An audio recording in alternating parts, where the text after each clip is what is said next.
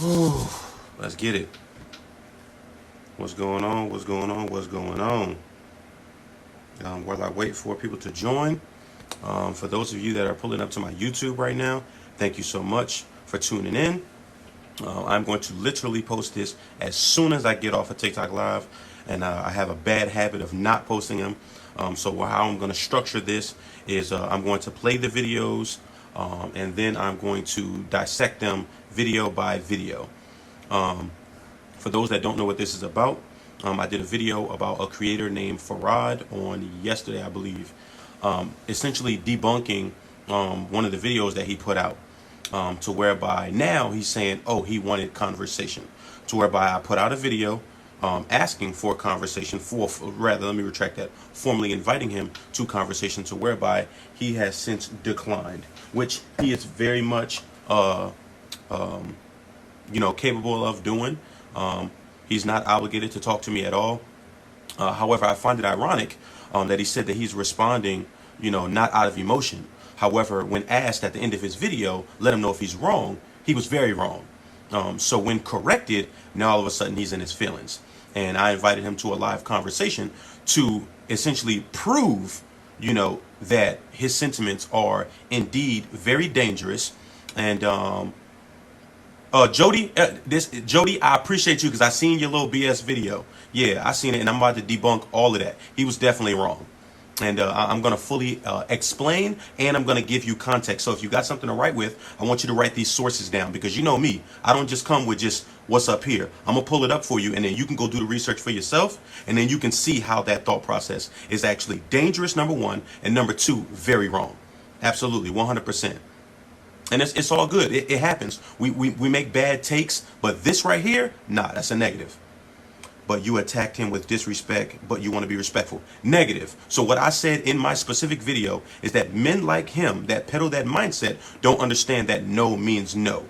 And then at the end of it, I said that that thought process is the thought process of a rapist. You see, one of the biggest misconceptions, especially as it relates to TikTok, is that if you rebuttal somebody's video, right, all of a sudden you're attacking them, right, or trying to cancel them. And that's not the case. The reality is that he has 3 million followers, right? And people keep saying, why did you mention that? Why did you mention that? Because we have a responsibility with our platforms. And I've told you all consistently, I don't want any of you all blindly following me. If I make a misstep, you call me out on my misstep. But see, what you all don't understand, right?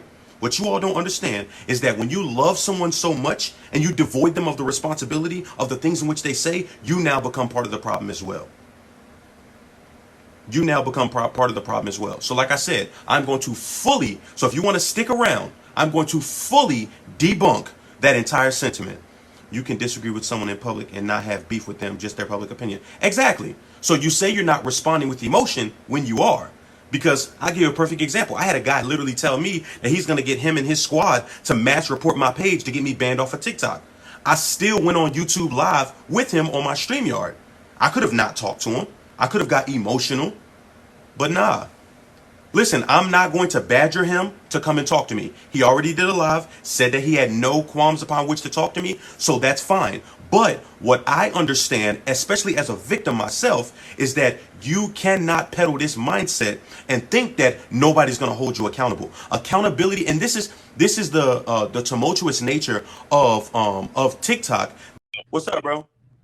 What do you okay? And fill me in what you were talking about now. So I'm about to debunk the entire thing. That's why I told you don't even hop on here, because I wanted to be able to fully get this out.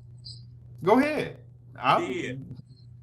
So in this regard, what happens is, especially with TikTok, right, is that people feel as though as soon as you rebuttal somebody's video, that all of a sudden you got beef with them or that you're attacking them. When the reality is that you're holding them accountable for specifically what came out of their mouth. Too many getting great for y'all to just be throwing it around because a man got some goodies begging. Okay, Jody. So here we go. So let's hop into this. Let's go ahead and hop right into it. We got 156 people in here. So this is what I'm gonna do. I'm not starting over. So once I start, get all of the people that you need to get in here now. I'm not starting over. So once I start, I'm gonna go all the way through, and then I'm gonna post this to my YouTube, and then you can go view it there. Are we all clear on that? If someone comes in, y'all fill them in the comments. And then, like I said, I'm going to tell you my sources so you can pull them up yourself. You can do your own independent research because, in the words of Consciously, research over me search. Now, personally, I don't know how much TikTok is going to allow me to play. So, if in fact I do get banned, this is the backup plan. I'm going to go directly to my YouTube. So, if you search my first and last name, Anthony Highland, if this TikTok live gets banned, I'm going to go directly to YouTube. So, for the YouTube algorithm, for the TikTok algorithm, this is for educational purposes only. Educational purposes only. Let's get into it.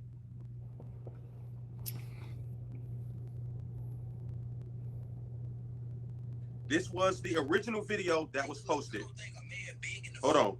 They could. I don't think a man begging to fuck until a bitch say yeah is rape. That shit don't make sense to me. And we not gonna get into the logistics. I'm just gonna tell you why. It don't make sense because if I beg your ass for your last $100 all motherfucking day, you gonna do a lot of shit before you give me your 100. You really is. You might whoop my ass before you call the police. You might call the police first, then whoop my ass. The police might whoop my ass. But the point is, bitch, a lot of shit gonna go down before I get that huncho about you. So I find it fucking funny that I can sit down and just say, let me fuck.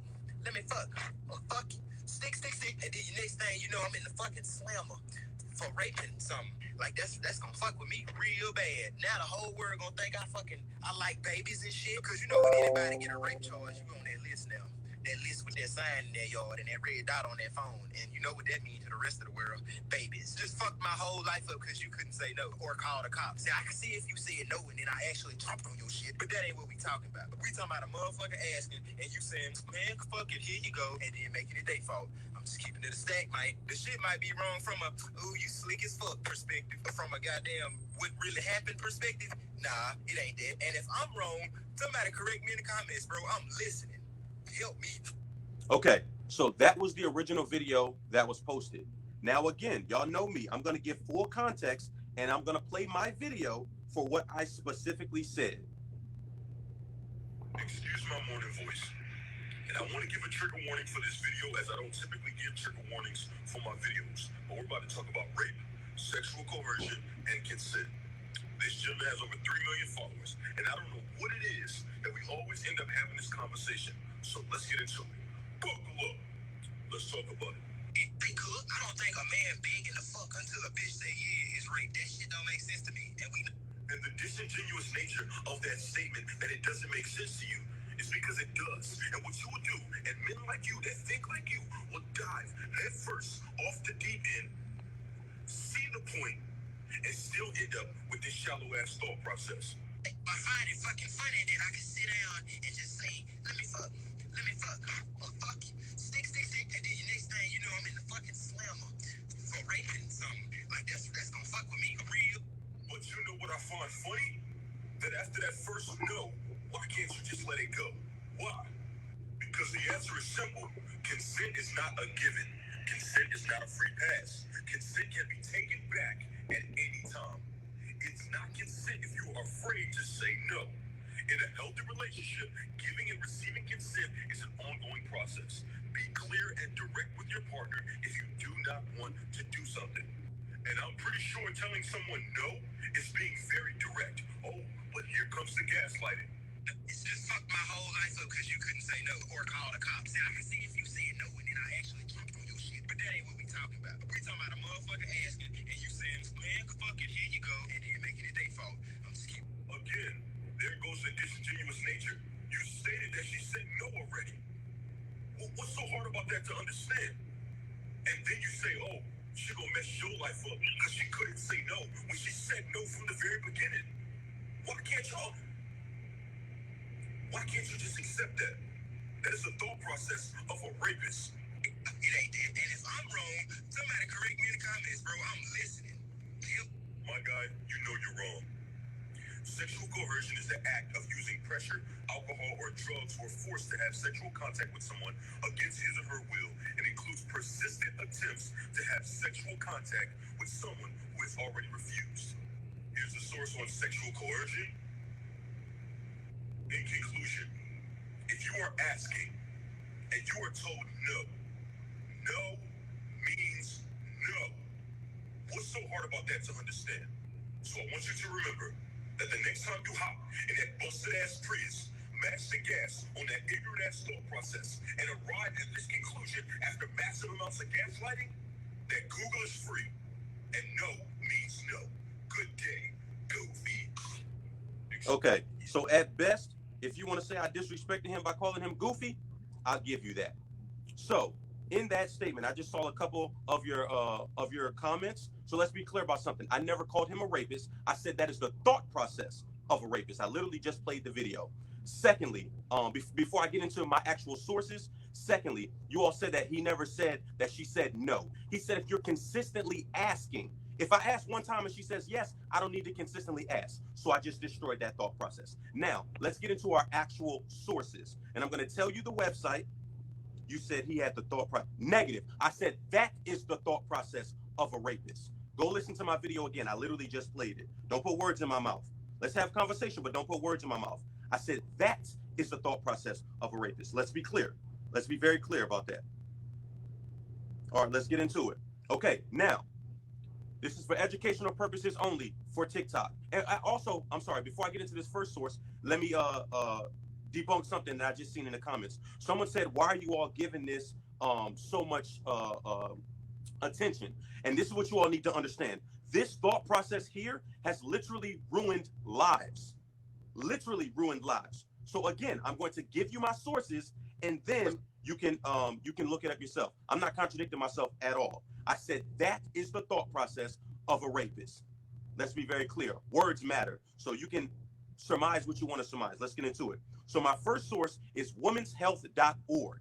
Womenshealth.org. Let's get into it.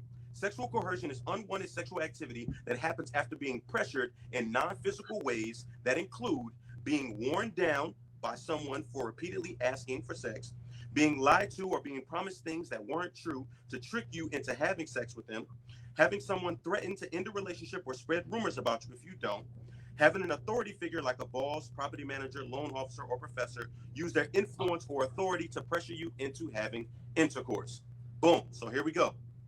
Now, let's talk about what this action is. Second source, healthline.com. Healthline.com. Second source. Badgering. Coercion is often as simple as repeated requests for sex. That's begging, right? This can happen with someone you've never slept with or even dated. They might text you constantly, begging for a chance. It literally says begging for a chance, or show up at your work or school to convince you in person. This relentless pestering can also happen in a relationship. Perhaps if you haven't felt like intercourse recently because of physical health concerns, stress, or anything else, instead of asking how they can offer support, your partner asks almost daily, do you think you'll feel up to intercourse tonight? Maybe they'll drop subtler hints like, can't wait until you're feeling better, and or I'll do the dishes if that means I can get some intercourse later. Now, the second piece to that is, now let's get into the actual sentiment. Let's get into the actual sentiment. No worries, y'all. Research over me search. Same source, healthline.com. Healthline.com. Defining what happened. Sexual coercion falls under the broad umbrella of sexual assault, as does rape. According to the United States Department of Justice, rape refers to sexual penetration that you don't consent to. Now, let's get into the meat and potatoes. Assault refers to any sexual contact that happens without your explicit, voluntary consent. Since consent given under coercion isn't freely given, it doesn't count as consent. Therefore, it follows then that coerced sex, when it involves penetration, would count as rape, even if the other person didn't use physical force or violence. Still, it's absolutely fine to use whatever term feels most comfortable for you. That's exactly what that source says. Helpline.com, you can go look it up. So now, let's get into the follow-up videos. Let's get into the follow-up video. Are we breaking everything down? Oh, also too, someone said earlier, and I want to be clear about something. I am no coward, okay? I made that video and invited him to come talk to me live on my YouTube. He felt as though, oh, we disrespected him from the very beginning, so therefore he didn't want to have conversation. So let's be clear about that. He made a video saying that he did not want to have conversation. Again, if you say that you're not being emotional and then you get emotional, that is a contradiction, because people have disrespected me and I've still debated them. I've still gone on YouTube live with them. So again, and let's also be clear about something else. Someone said in the comments, I'm about to get into his 2 follow-up videos, that I was searching for clout. If you Google my first and last name, I don't need social media clout. I got life clout. Okay, so let's be clear about that. No simply means no. Oh, someone just said, so no permanently means no. Yes, as soon as the person says no, it's over. You shouldn't be asking anymore. That is the badgering aspect of things. As soon as a person says no, that's it. I'm married. Let's also be clear about that as well. Someone mentioned that in my comment section. What if you're married? Spousal rape is a thing too. Just because you're married does not mean that you're entitled to the contnum. Let's be clear about that. You can say no even when you're married and or in a committed relationship. Again, this is not bashing. This is called accountability. And this is what I want you all to understand. With over 3 million followers, we all have a responsibility to use our platform and use it wisely. Now, accountability is not attacking. And that is the tumultuous nature of TikTok. Why not have a conversation with him before you made your video calling his thoughts rapist-like? Because it needed to be rebutted and debunked immediately. Because even for myself, as a former victim, this thought process is so dangerous and so divisive. And with 3 million followers and that video doing so well, you're influencing the minds of those that truly don't understand that what you're saying is wrong. Nobody is above being held accountable, even myself. So in this regard, if a live conversation is what he was searching for, he said meet him in the comments.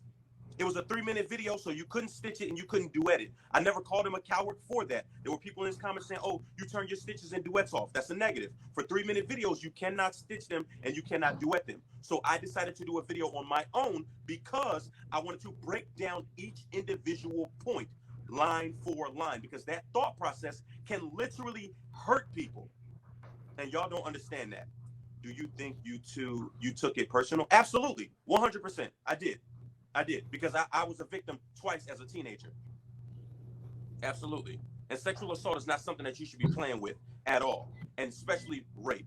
And the thought processes that rapists peddle.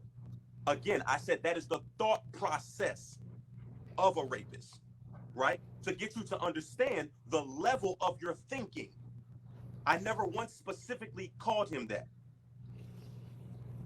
No. You can't say I basically called him anything. I want you, just like I took him for his specific words, I want you to take me for my specific words. I didn't basically call him anything. I said that is the thought process of a rapist.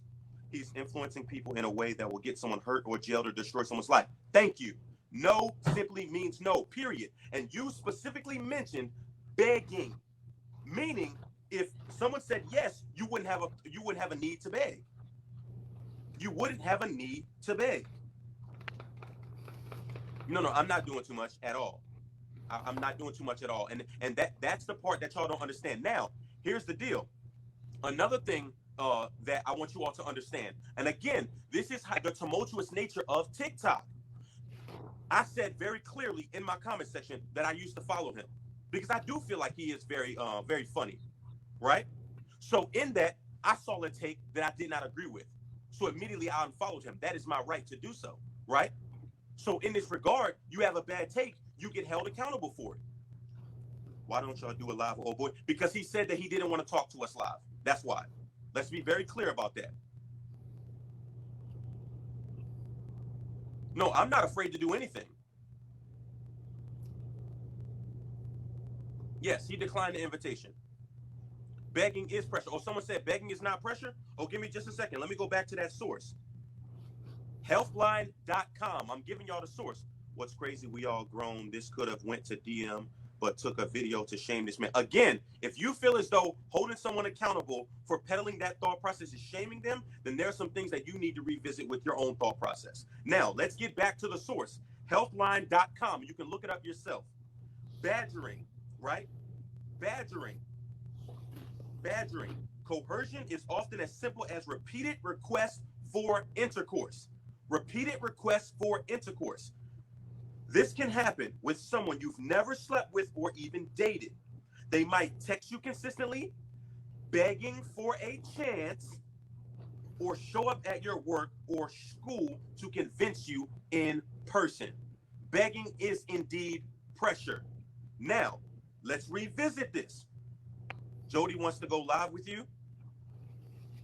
I totally understand you. The same thing happened to me. It would be every day. I understand you. Y'all was mean to him for no reason. Again, if you feel as though us holding him accountable for that tumultuous thought process is being mean to him, you need to revisit your thought process. I don't understand what's so hard to understand about this.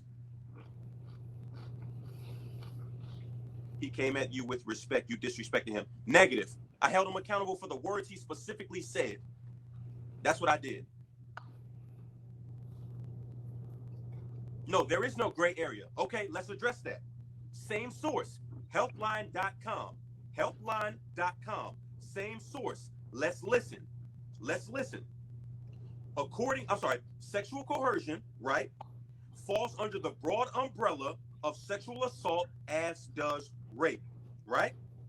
And also, let's be clear about this. Let's be clear about this. Accountability is not attacking. Let's be very clear about this. According to the United States Department of Justice, y'all asking for legal statutes. According to the United States Department of Justice, rape refers to the sexual penetration that you don't consent to. The United States Department of Justice, just listen. Just listen. Don't type. Just listen. The United States Department of Justice. Assault refers to any sexual contact that happens without your explicit consent. Assault refers to any sexual contact that happens without your explicit voluntary consent. Since consent cannot be given under coercion, right? It isn't freely given. It doesn't count as consent. It follows then that coerced intercourse, when it involves penetration, would count as rape, even if the other person didn't use physical force or violence. Still, it's absolutely fine to use whatever term feels most comfortable for you. So at best, the semantic argument that you can play is that it's not rape, it's sexual assault. Now, are we literally playing semantics? It seems that the argument is based, what is coercion? I'm glad you asked. Sexual coercion is unwanted sexual activity that happens after being pressured in non-physical ways. That include being worn down by someone who repeatedly asks for intercourse. That's called begging. Repeatedly asking? Yes, that's begging. The second thing, being lied to or promised things that weren't true to trick you into having intercourse. The third thing, having someone threaten to end a relationship or spread rumors about you if you don't have intercourse with them. The fourth thing, having an authority figure like a boss, property manager, loan officer, or professor use their influence or authority to pressure you into having intercourse. So I just broke down what sexual coercion is. So what is begging and what is asking? Asking is simply me. Okay, perfect example. I'm married, right? I asked my wife, hey, honey, are you down to, you know what I'm saying? Are you down to, do the thing? That's asking, right? She tells me, no, not tonight. I'm tired. That's it. Conversation over. I'm leaving that immediate place and or just going to sleep because no means no. It should stop right there. Now, begging is, come on, babe, please, please, please, come on. Come on. Oh my God, stop reading that. Stop reading actual sources. You said go off of what he said, not what you're reading. Okay, let's revisit what he specifically said. Point for point. And I broke them down in each video because I did them in each video. So let's debunk this point for point. So when can I ask again? Again, the fact that you even have to ask that means that you don't understand consent, right?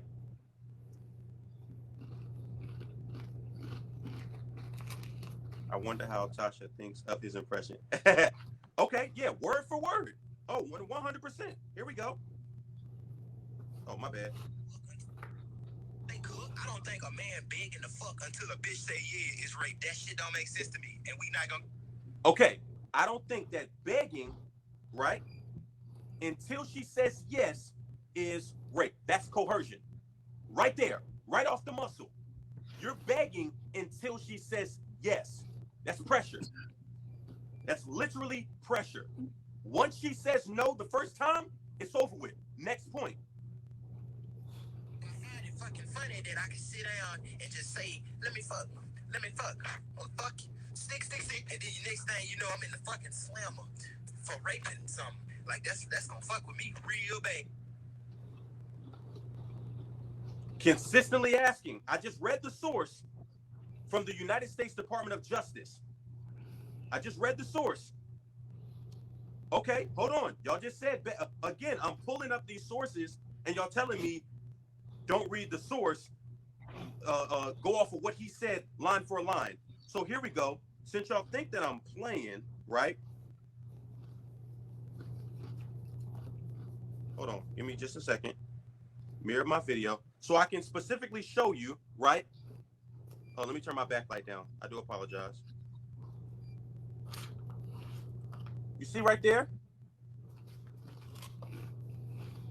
where it says begging for a chance?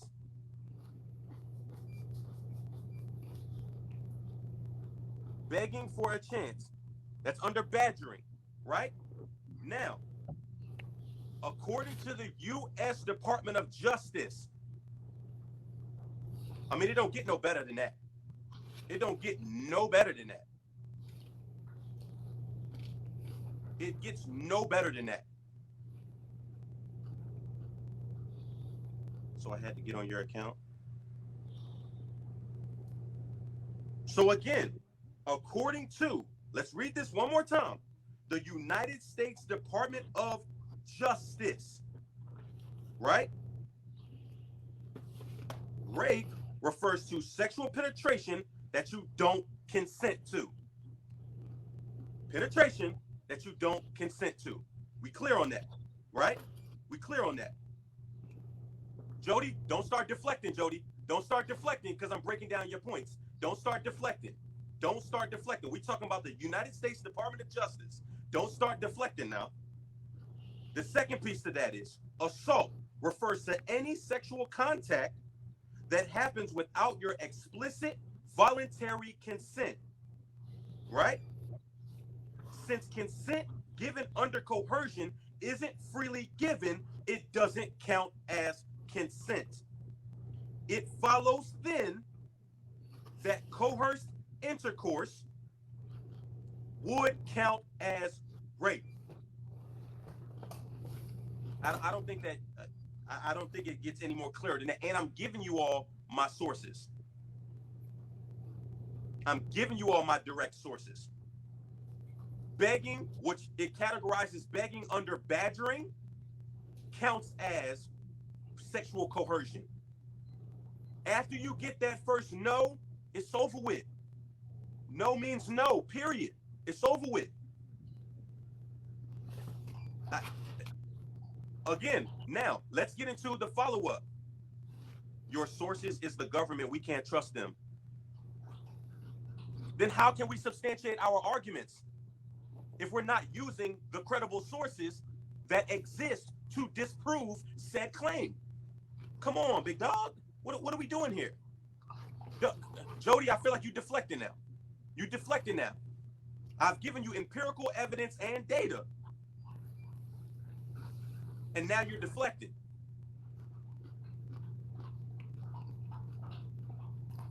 Okay. So let's get off of that. Now let's go to the follow-up explanations. Let's go to the two follow-up explanations because, again, I don't throw rocks and hide my hand. I debunked his video, right? He clearly got into his feelings and was like, oh, nah, I don't want to talk to you, which, again, is his right. But what I'm not going to sit here and do is allow him, with that many people supporting his platform, to push that dangerous and divisive rhetoric that can literally get people hurt and or put in jail because they don't think that what they're doing, right, is wrong.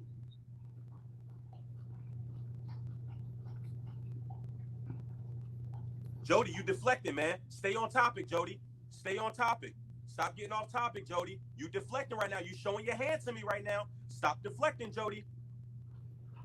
How can you debunk someone else's thought with factual information? I didn't even know there had to be a question. So again, now I'm gonna get off you, Jody, because I feel like we're gonna get into what I call cyclical conversation, which is absolutely pointless, right? So I'm gonna get into his part 1 and part 2 explanation that he posted on his page. Let's get into it. You haven't used legal statutes yet.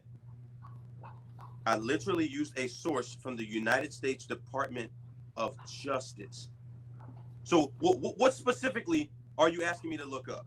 Legal statutes of rape? Is that what you asking me to look up?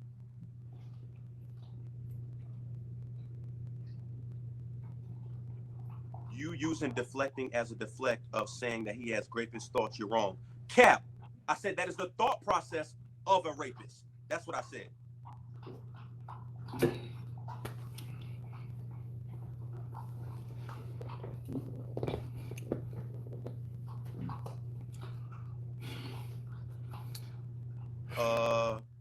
Hold on. Does that cover Alabama where the age of consent is 13?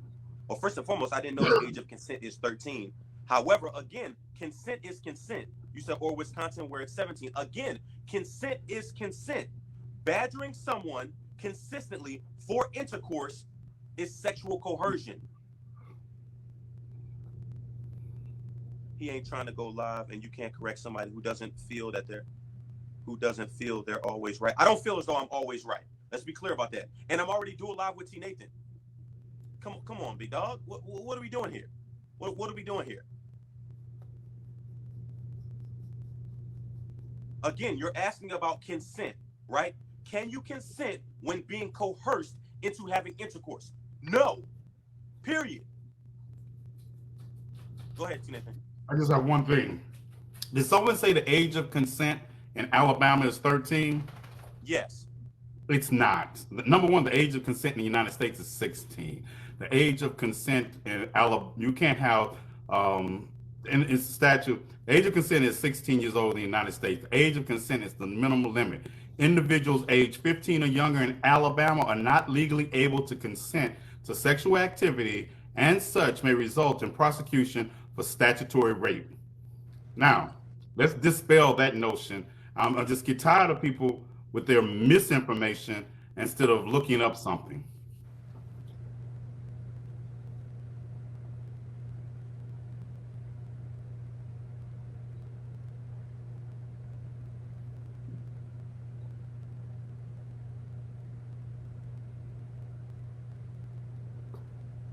And don't try to go to the Romeo and Juliet clause either, because that's for people in another age range. Okay, here we go. You asked me for a legal statute. Again, I'm going to give you all my sources. I'm also going to post this to my YouTube so you can go back and rewatch this. You asked for a legal statute. Who is that?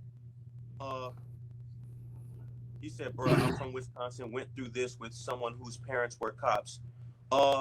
Hero of Gotham 17? Yeah, you asked for a legal statute. I'm about to give you a legal statute. 10 U.S. Code 920, Article 120. This is from Cornell Law School, law.cornell.edu. I'm giving you all of my sources so you can go back and look this up afterwards. Rape. Any person, again, for TikTok, this is for educational purposes only. For educational purposes only. Actually, you know what, T. Nathan, let's do this. Because Jody clearly wants to get debunked in 4K. So after I debunk his 2 explanation follow-up videos, I'm gonna bring Jody up. Okay. All right. All right. So let's do that. So Jody, stand patient. Live? Say again. He's going live. I'm gonna have to follow him, and he's gonna have to follow me back so that we show up in each other's dual live thing. Okay. Okay, so Jody, I'm gonna read this legal statute, and then I'm gonna go and debunk both of the explanation videos, and then I'm gonna go ahead and bring you up. So if you can stand patient in order to do so, I'll debunk you in 4K too. That's no problem, no issue. Are you gonna stick around? Because if not, I promise you, I'm not gonna wait for you. So let me know in the comments what you want to do right now.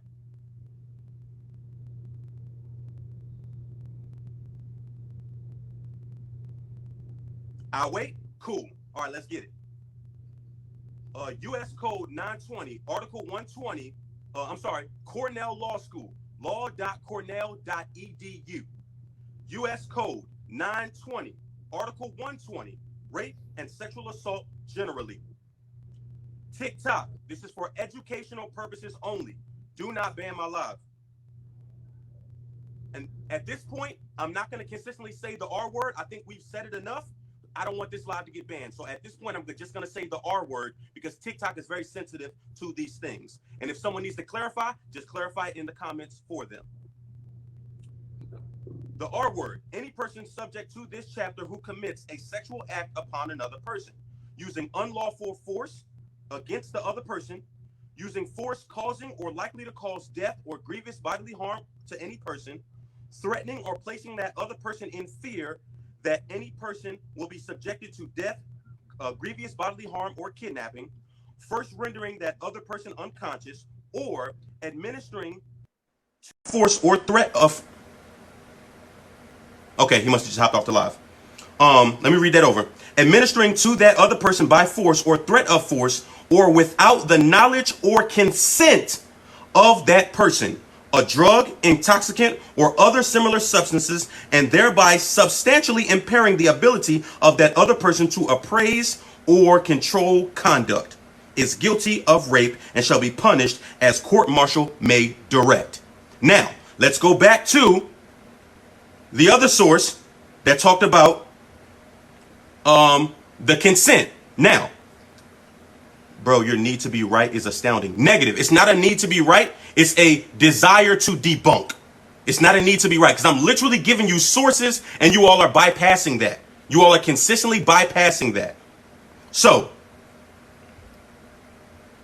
did they ban T. Nathan? I'm not sure. I'm not sure.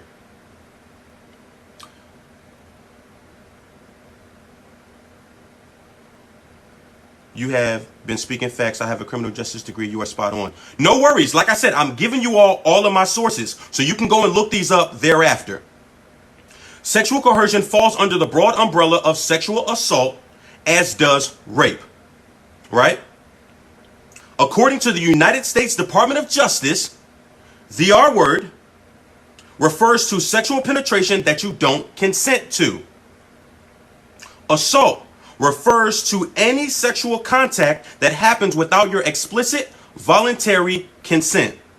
Since consent cannot be given under coercion, since consent given under coercion isn't freely given, it doesn't count as consent.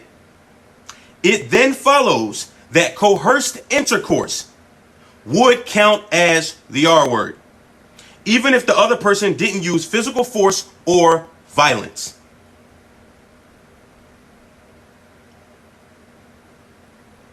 So, again, heir to Gotham, you asked for a legal statute, I gave you a legal statute. You all asked for facts to back up my sources, and I gave you factual information. Now, what we're going to do is we're going to go through. Wrong? What am I wrong about? What am I wrong about?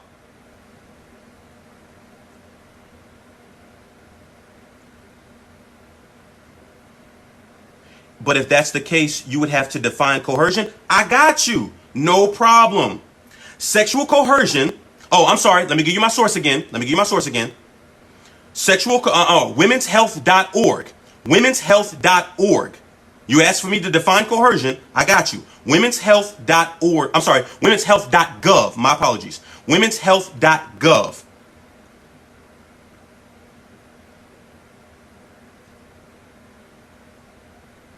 My bad, Perry. It's womenshealth.gov. I do apologize. Womenshealth.gov. What is sexual coercion?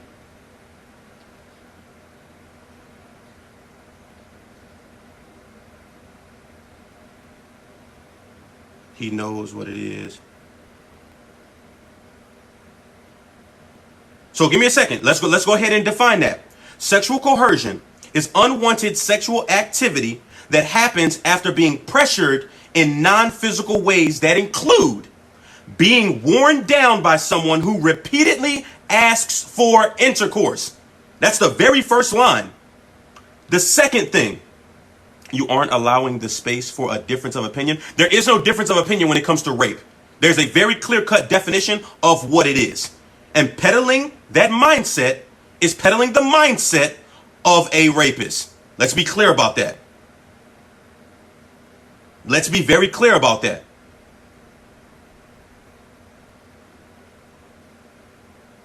The second thing, being lied to or being promised things that weren't true to trick you into having intercourse.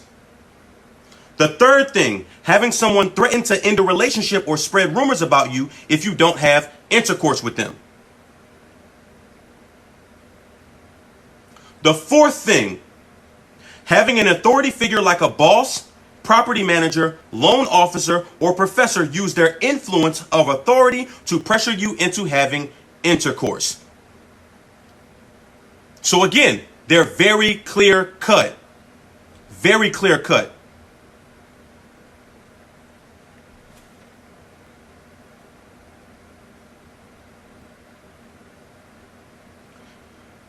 Y'all have argued so much, you don't even know what the guy's point was. He didn't say coercion. Yeah, he said consistently begging. Begging falls under the category of badgering. Badgering, right, is sexual coercion. You cannot give consent if you are sexually coerced into having intercourse. Again, y'all are talking out of emotion. I've literally provided so many sources that, again, I'm going to post this to my YouTube. And then you all can go back and review this thereafter. Now, I'm going to get into the two explanation videos. And then, Jody, I want you to comment so I can follow you. You follow me back, please. And then we're going to go do a live. And then whatever misconceptions you still have, Farad's point is that she said yes. Exactly. She said yes because she was pressured into doing so. And again, if you get that first no, it's over. There is no more begging. If someone tells you no, it's no, period. And I read you a legal statute as well. So again, I don't want to belabor the point. So now let's get into the follow-up explanation videos. Are we giving fame to?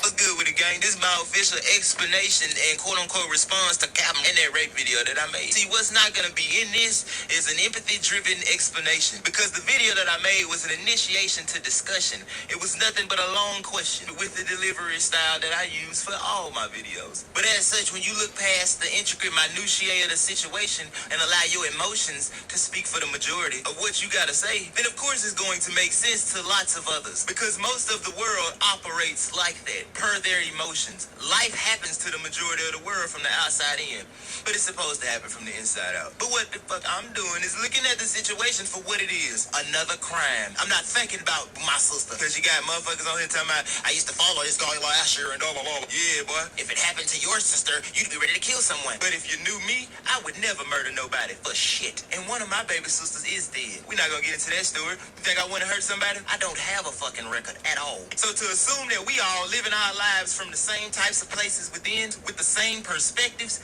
yeah, that you're missing me with that. Another, murder has different punishments based off a difference in the situation, which is what intention. You convince somebody to go kill somebody, you going to jail longer, and the person that did the killing, oh, we're gonna get them too. I know you was manipulated, but come on. But in this situation, you seem to not want to apply that. I was under this impression. If you ask and she say, yeah, we getting it. If you ask and she say, no, nothing is happening. Now past this point, this is where a crucial answer need to be inserted. What about this person's intentions? Because that's why sexual harassment exists. Because of the intentions and the diversity of the situation. Every guy that's begging is not a person that's gonna, come here, bitch, I'm gonna grab you and do all of that. You being emotional and irrational if you think that's true. So there's a fucking gray area for the people that would possibly commit some shit like that. There's a difference between the one that's gonna physically and forcefully rape you and the person that's legit just being a fucking weirdo, ready to catch a sexual harassment charge. Because he could be betting on the fact that, well, the worst she could do is call the cops, and I'm okay with that. If a person run up on you real fast and you pop them, in court, they're gonna stress you had other options. You'd have to prove beyond the shadow of a doubt you felt like your life was in danger when this person ran up on you. And I'm saying, wouldn't we have to do the exact same thing with this case? I feel like his intentions would have to be proven, because if he was just a fucking weirdo and you gave up your power, then he didn't rape you. You just gave him the W over you. Because as a human, when your life is in danger, it's up to you to assess your options and take them. His accountability is a sexual harassment charge,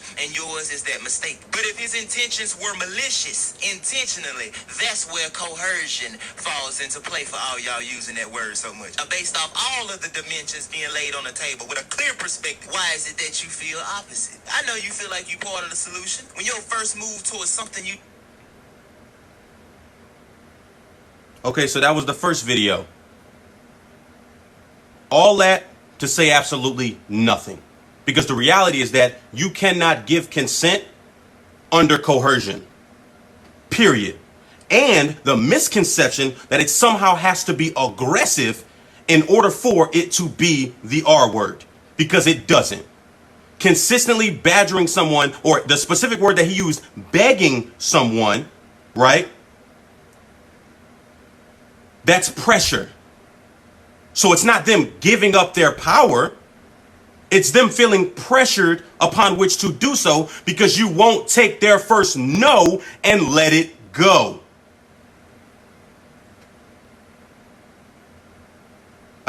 Again, I don't understand what's so hard. He said all of that to say absolutely nothing.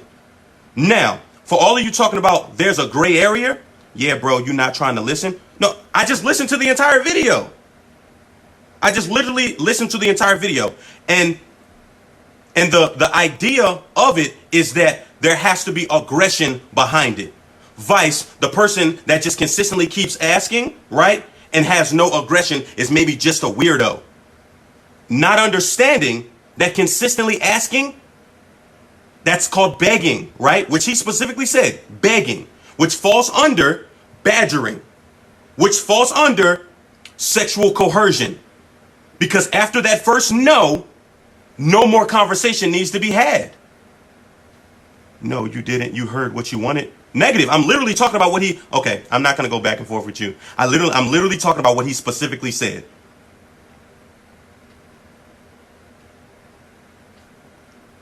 If you can't take no for an answer, you like to beg women that don't like you. There is no gray area. No means no. Period. Bro, did you even listen? He said if she say no, they shouldn't ask no more. You did not listen. That was the follow-up video. That was the follow-up video. Let's be clear. That was the follow-up video. That was the follow-up video. That was not the original video. That was the follow-up video. Bro, you heard him, then took it to 100? No, I literally broke down specifically what he said. If you have to convince them, then it's not consensual. Thank you. She didn't say no in his original video. He specifically said, if you keep on begging and then she says yes. We play. I don't know what you're trying to get at here, but if you ask someone something, if I ask you, would you like to go on a date with me? And you say no, conversation is over. You continuing to ask to the point where he specifically said begging. Again, you watch the whole video and that's what you got from it. My man thinks if he speaks louder that he is right. No, negative. Why are so many not understanding this? Because they don't want to understand it. I'm gonna take a few more, and then I'm gonna listen to the second one.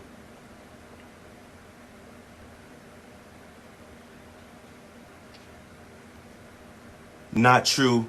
You are trying to pander at this moment. Let's not stick on the word begging. No. So, okay. So you keep saying don't stick on the word begging when that's specifically what he said. Then you all will indict me and say that I'm not listening to his exact words. Pick a struggle. Do you want me to use his words or do you not want me to use his words? I'm giving you all empirical evidence. Why would you say yes if there are no physical threats? Because just because you're not physically threatened doesn't mean you're not being pressured.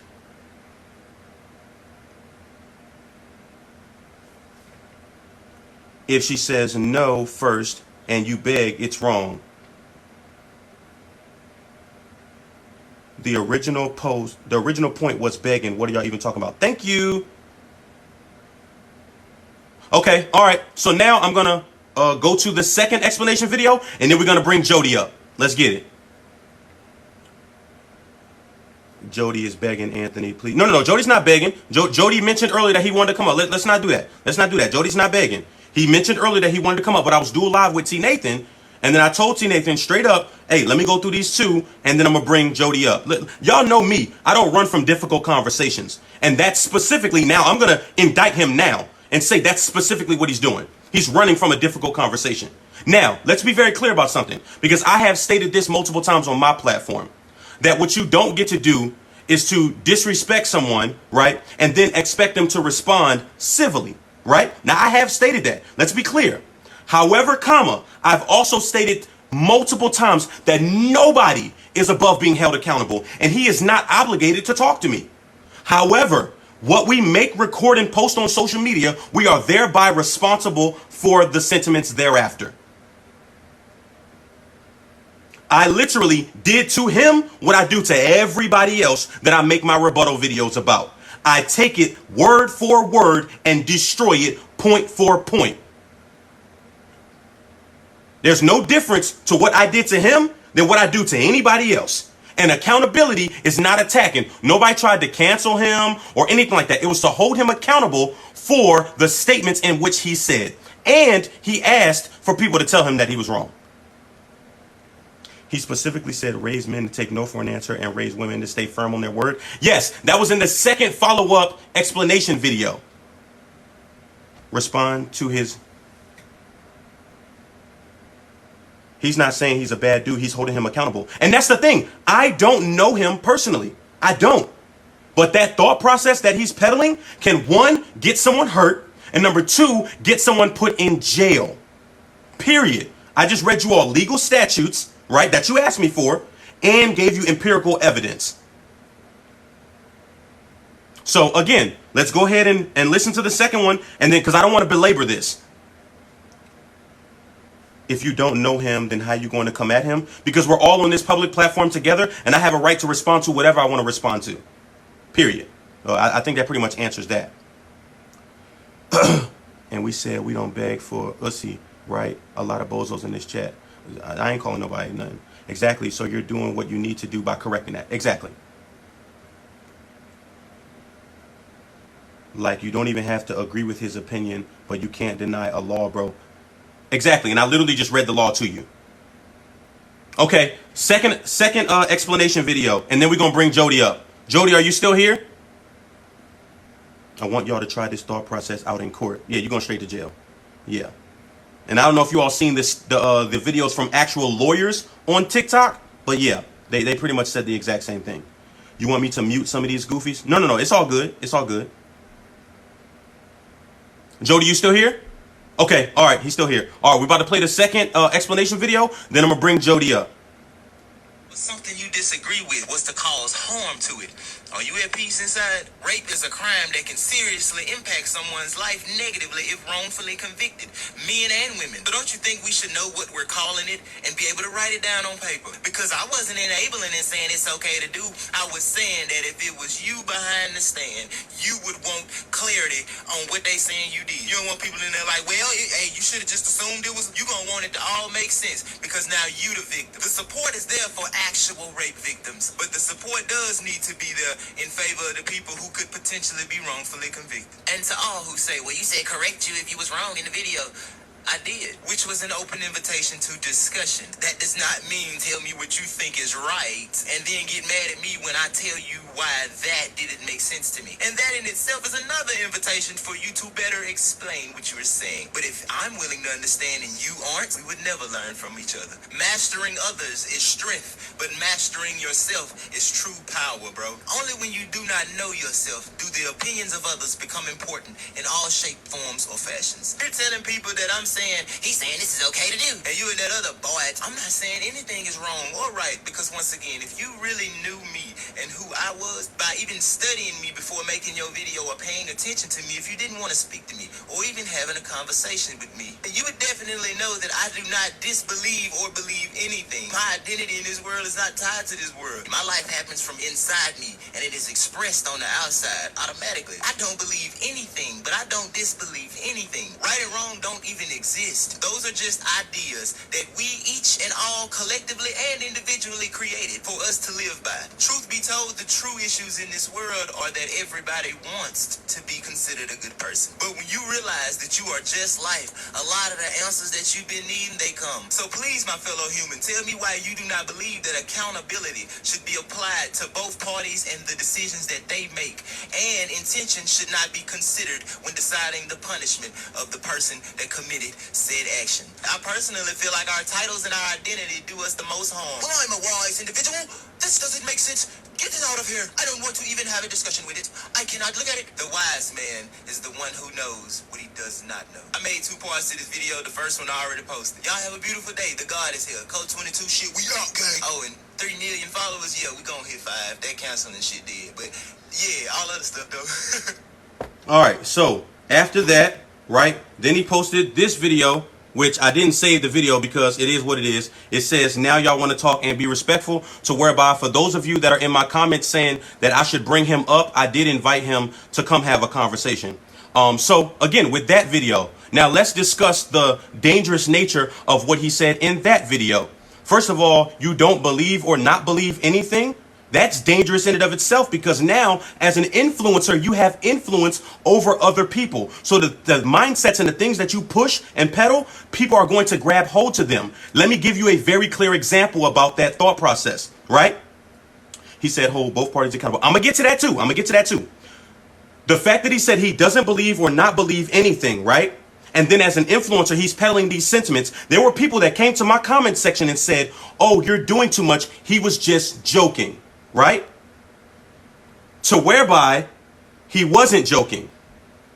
So again, that idea that as influencers, we have power. That's period. We do. Regardless of whether you all want to agree with it or not, as an influencer, we have power. And the more supporters that you have, right, the harder that becomes. Is it fair? No, it's not. But it is what it is. Right? Now, the second piece of that, right and wrong don't exist. That's cap. 100% cap. There's no further explanation that needs to even go beyond that. That's cap. Right and wrong definitely does exist. And then let's get to the point where he said hold both people accountable. Do I believe that false accusations happen? Absolutely. And I would be a dunce cap to say that they don't happen. Right? I'm not crying. I'm just literally having conversation. Bring him on so we can hear his side. He declined to come on. If he was joking, it was wrong and not funny at all. But that's the thing. He's not joking. He's not joking at all. What's up, Talon? You miss with the right and wrong. No, the right and wrong definitely does exist. 100%. 100%. And I can give you a perfect illustration. He said, your mind space isn't there, bro. No, it has nothing to do with that. Nothing to do with that at all. There is right and there is wrong. I'm going to give you a perfect example that he illustrated that he might not even knowingly know that he illustrated in his video. He said, if you know me, you know I wouldn't murder someone, right? Because subconsciously, he knows that that's wrong. Because murder is wrong. And you will be prosecuted as a result of it. He admitted to not joking, yet his fans are still saying he's joking. Exactly, which is why I'm not even going after that anymore. All right, Jody, come on up, Jody. Let's get it. Comment so I can follow you. Oh, here we go. All right, Jody, I just seen your comment. Bam, I just followed you. Go ahead and go live and request me, and I'm going to bring you up. Let's get it.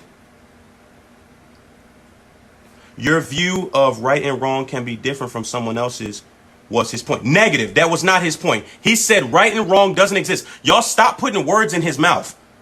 Y'all asked me to speak directly to the points that he made.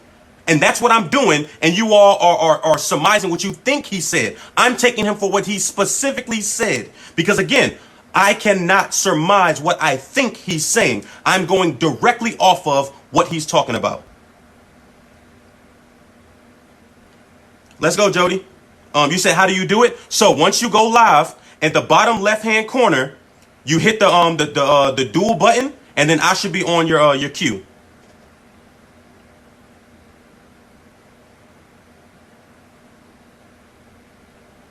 Your view of right and wrong can be different, but the law stands. Facts. Big facts.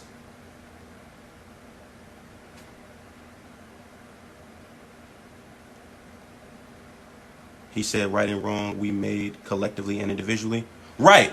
While also simultaneously saying that it doesn't exist. Again, these semantics that y'all playing, his video is betraying your sentiments.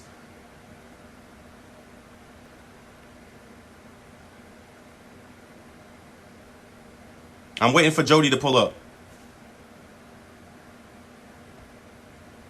He didn't say there's no right. Oh, that's what I'm talking about. Let me go back to the video. I don't have to put words in his mouth.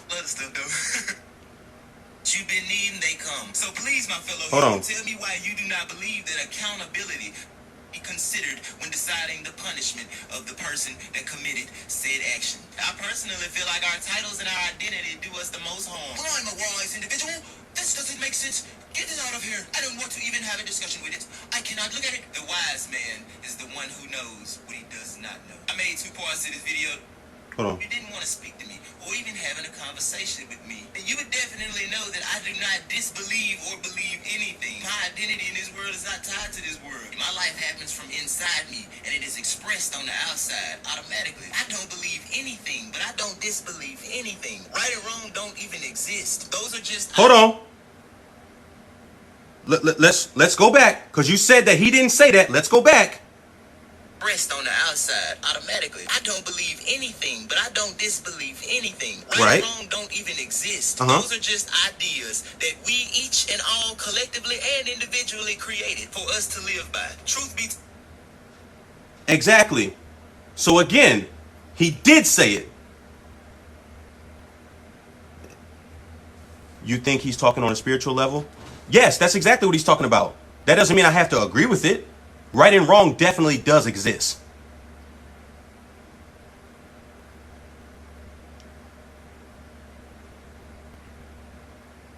Hey, I'm a fan of both of y'all, but he did contradict himself. The law don't care about what you decide is your moral compass. I'm waiting for you, Jody. Hold on, let me see if I can pull you up on my side.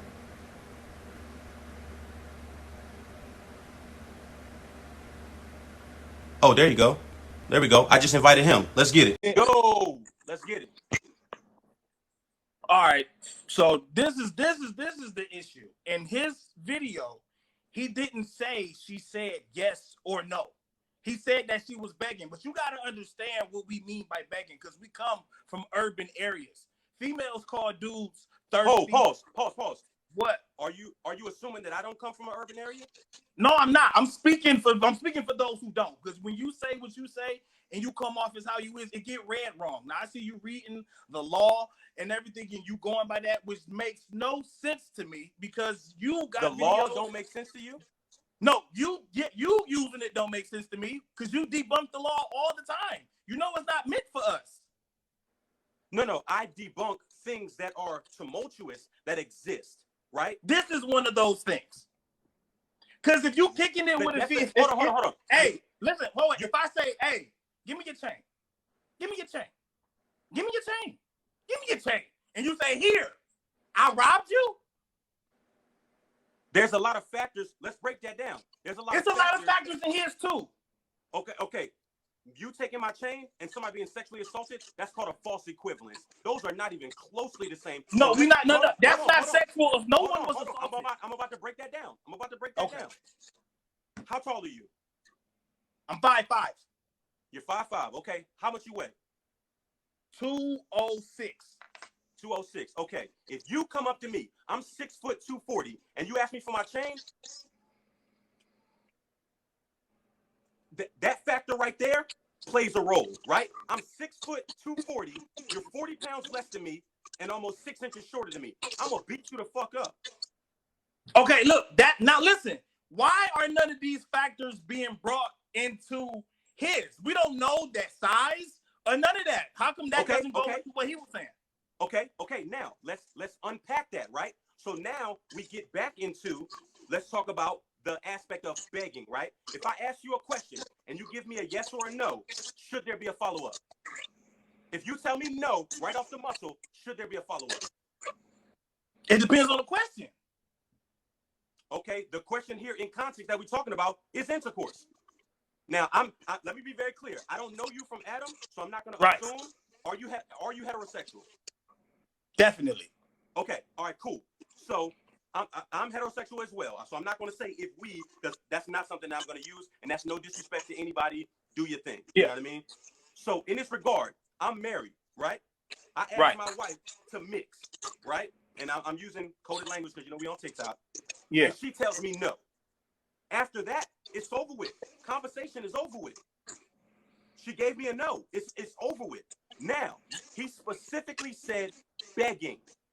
If you're begging, his specific sentiment was, if you're begging and then she says yes, that's not the R word. Is that not what he said? This isn't you using your wife in that thing. That's not equal either. This is your wife. This is your wife. So you mean to tell me if you say, hey, wife, what's up with them goodies? Hey, wife, what's up with them goodies? And she like, no. And you like, damn, what? In the other time, no. What's the problem? Now you're trying to get information out. This is the narrative that you chose. I don't know why you chose to use your wife, but this is it. You are allowed to have this conversation with your wife because y'all done this before. Hold on. Y'all have to stop throwing these narratives out to people because there are really people out here that are getting snatched and they are really getting taken advantage of by force. Y'all giving people a pass to have a weak mind because, hey, I feel like I'm persistent enough. Like, hey, what's up? Hey, what's up? Like, you trying to hook up? It's one thing to just be like, no. But we dealing with the times that we're in. A lot of this stuff come from social media. Females I can bring in the female right now. She have a whole inbox. Hey, what up? I want to do this to you. I want to do this to you. I want to do this to you. And if she say yes, I told him yes because I got tired of him asking. We giving women an okay pass to have a weak mind. That's not cool.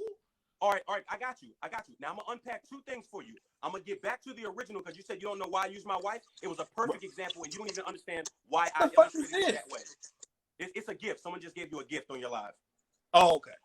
Yeah, you flagging down gifts, my man. I know what it was. I'm like, why do I have glasses? Chill. All right, let's get it. So, utilizing that example, right? Just because me and my wife are married does not mean I'm entitled to the kuntnu. So, consent still needs to be given because spousal rape is still a thing. So, the fact that we know each other and we've done this before does not mean as soon as I ask that I'm entitled to the kuntnu. But you are entitled to have an explanation on this is your wife. Now you're asking for information. Hold on. That could be considered. Hold on. I just let you talk. Give me a second. Asking for information and begging for the kuntnu is different. I'm gonna give you an example. I get what you're saying. If I say, hey, honey, let's do the do, right? And she says no, right? No means no. Now, if I ask, oh, is everything all right? Like, is you good? That's asking for information. Oh, I just don't feel good. I've been at home with the kids all day. I just don't feel like it. It's over with. Now, the opposite end of the spectrum of begging, right, is her saying no. And I'm like, but come on, babe. Like, come on. She like, nah, I'm good. And I'm like, come on, please. Like, can you, stop playing? Like, come on. Like, I've been at work all day. You know what I'm saying? Like, come on. She like, nah, I'm good. I'm like, babe, come on, you gonna do me like that? Like, come on. That is begging, right? So now her giving in is because she feels pressured. You cannot give consent under those terms because that in and of itself, and are you familiar with sexual coercion? I'm going off after listening to you. I'm familiar with all of it, and it doesn't balance with reality, realistic situation. There's one more thing that I got to unpack, and I'm gonna let you go. There's one more thing that I got to unpack. You said them giving in is giving them. I'm sorry. You said me peddling this mindset is giving them a pass to have a weak mindset, right? Right. Is not begging having a weak mindset of you not being able to accept being told no? If we know, we need to know. Would you using your wife as an example? Definitely not. Not what you use. You use your wife. Was you using your wife? This is your wife. How many times have you seen in movies or even in reality? Come on. No, the kids is in the other room. No, come on to that. And then they give in. That is not great. I persuaded you with something that made you believed in what I believe more than what you believed in what you believe. In the instance of you using your wife. The first time, right. And you mentioned that we're familiar with one another, right? Right. You said the example that I used was because I'm married, well, number one, but spousal rape, right, is another form of rape. It is still rape. It's called spousal rape. These things have definitions for a meaning, for a reason. So in this regard, just because we're familiar with one another doesn't mean that I'm entitled to the kumnum. So if she tells me no, hold on. If she tells me no, that's it. There is no persuasion. There is no consistent asking. No means no, right off the muscle. Now, this is you going off of what you done read, but you know with your situation, you know the ill intent of someone. Now, if you have an ill intent and you're trying, I didn't see you read the thingy, which blew me away. You talking about if you got authority over somebody and you're using it. Throw all that out, because he didn't use that. We're not talking about using your fame. No. Hold on. Let me be clear why I added that. Someone asked me specifically to read the legal statute. That's why I brought that up. Let's be clear. None of that. Let's be clear to the entire audience. None of that was indicative of what he said. That was because someone specifically told me to read the statute that goes under consent. Consent was. But can you see how those lines can get blurred? Especially with what we're talking about. When you read that, because then it's like, with from a perspective of he came off of, which is really crazy, because even what is really more messed up with you and the other guy is at the end of his video, he said, I could be wrong, but give me your idea of it, which he was giving you the opportunity to change his mind and go with the views of yours. So he was left that out there. In your video, you said, boom, boom, boom. You did what you did. You had the stuff. You went invisible. And then you even said, like, that is the thought. That's the process of a rapist. No, that is the thought because process he didn't of a rapist. have yes, the it ill is. intent So, of it. He's not. Hold on. We're not being malicious here. Hold on, wait. Because like you said, we from urban places. You know them dudes that, hey, I'm gonna get the bottle. I'm gonna do this. We're gonna enhance it. And a lot of women they want that. They want the bottle. They want to be enhanced. It's a lot of factors that go into this. And if you got somebody, because in his original video, she didn't say no. He said, hey, what's up? Hey, what's up? Hey, what's up? Hey, what's up? She didn't say pause. If she said no, she didn't say no. Hold on. If she said yes, what is the need for consistently asking? He didn't give her a chance to in the video. In the original video. Hold on. In his original video, you just stated. In his original video, he kept on asking over and over and over again, right? Right. If she says yes the first time, there's no need to consistently continue asking. But she didn't. He didn't. He said it in an annoying way. Like, what's up? So what's up? So what's up? So what's up? So what we doing? What we doing? He said it in like that, which gave off the joking narrative of it, that factor that gets you in it. And she was just like, fine. Right? That's the picture that he painted. He didn't paint a picture of what's up. You still didn't answer the question. You still didn't answer the question. The very first thing that he said, begging for it is not rape. That's what he said, right? No, he didn't. He said, I don't understand how. Hold on. He doesn't have an understanding of how. That's what he said. Hold on. Just a second. I don't think a man begging to fuck until a bitch say yeah is rape. That shit don't make sense. I don't think a man begging to fuck is considered rape. That's what he specifically said. He said it doesn't make sense. So he doesn't have the understanding. No. He said he doesn't think, right? So in this regard, the onus goes off on anyone. And for those of you, hold on, let me mention something in the comments real quick. I know y'all not used to seeing black men passionate about something, right? But yelling does not mean that we feel some type of way toward one another, right? We're just yelling because we're passionate. We get passionate. This is not anger. This is not aggression. I'm not cussing him out. He's not cussing me out. So if you can't take two passionate black men elevating their voice, then you can go ahead and leave the live. You can go ahead and leave the live, right? So let's quit with that narrative, right? Let's quit with that narrative. We are passionate in our stance. So yes, we're going to elevate some, but I'm not disrespecting him and he's not disrespecting me. We're going point for point. Let's be very clear about that. I know you all are not used to seeing that. You used to just, oh, black men are being aggressive. They hate each other. They want to murder each other. No, we're just having passionate conversation, right? Now, let's get back to the original statement. He said, I don't think begging for it is considered that, right? Right. So, hold on. You got finish it though. So finish what he said after. Okay. Let me play the second part. Let me play the second part. I find it fucking funny that I can sit down and just say, let me fuck, well, fuck you, stick, and then the next thing you know, I'm in the fucking slammer for raping something. Like that's gonna fuck with me real bad. Okay, so that right there, if she says yes the first time, why are you consistently asking? What would be the need to consistently ask? That? She didn't say yes in the video. No, I'm asking you. Say no. He said in his example, if he's consistently asking, right? I'm trying to get you to understand. He said, if you consistently keep asking, right? Right. If she says yes the first time, what would be the need of consistently asking? Listen, why do you keep saying if? There isn't one. There isn't one. There isn't one. It's the point that I'm making. There isn't one. That's a whole nother narrative that wasn't in the video. Hold on. I'm walking you right to the point. Consistently asking. That's not right. You're walking me. I don't want to be walked to your gratification of what you think. No, it's not my gratification because yes, it is. Because you said I'm trying to walk you to what I. No.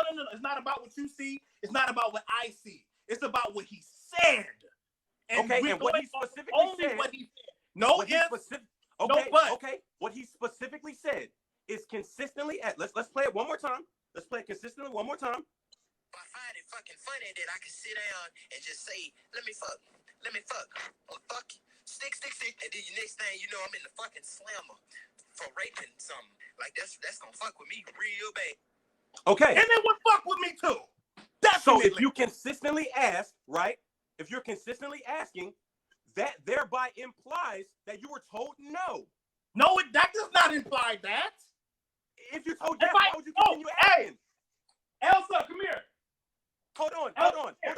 If you are told yes, what is the need to consistently ask? Because he wasn't given an answer. He wasn't given an answer. So yes, definitely. How many times you asked your mama for some juice? Ma, can I get some juice? Ma, can I have some juice? Boy, get some damn juice. So if I sit here and I propose to you and I say, will you marry me? And you say nothing.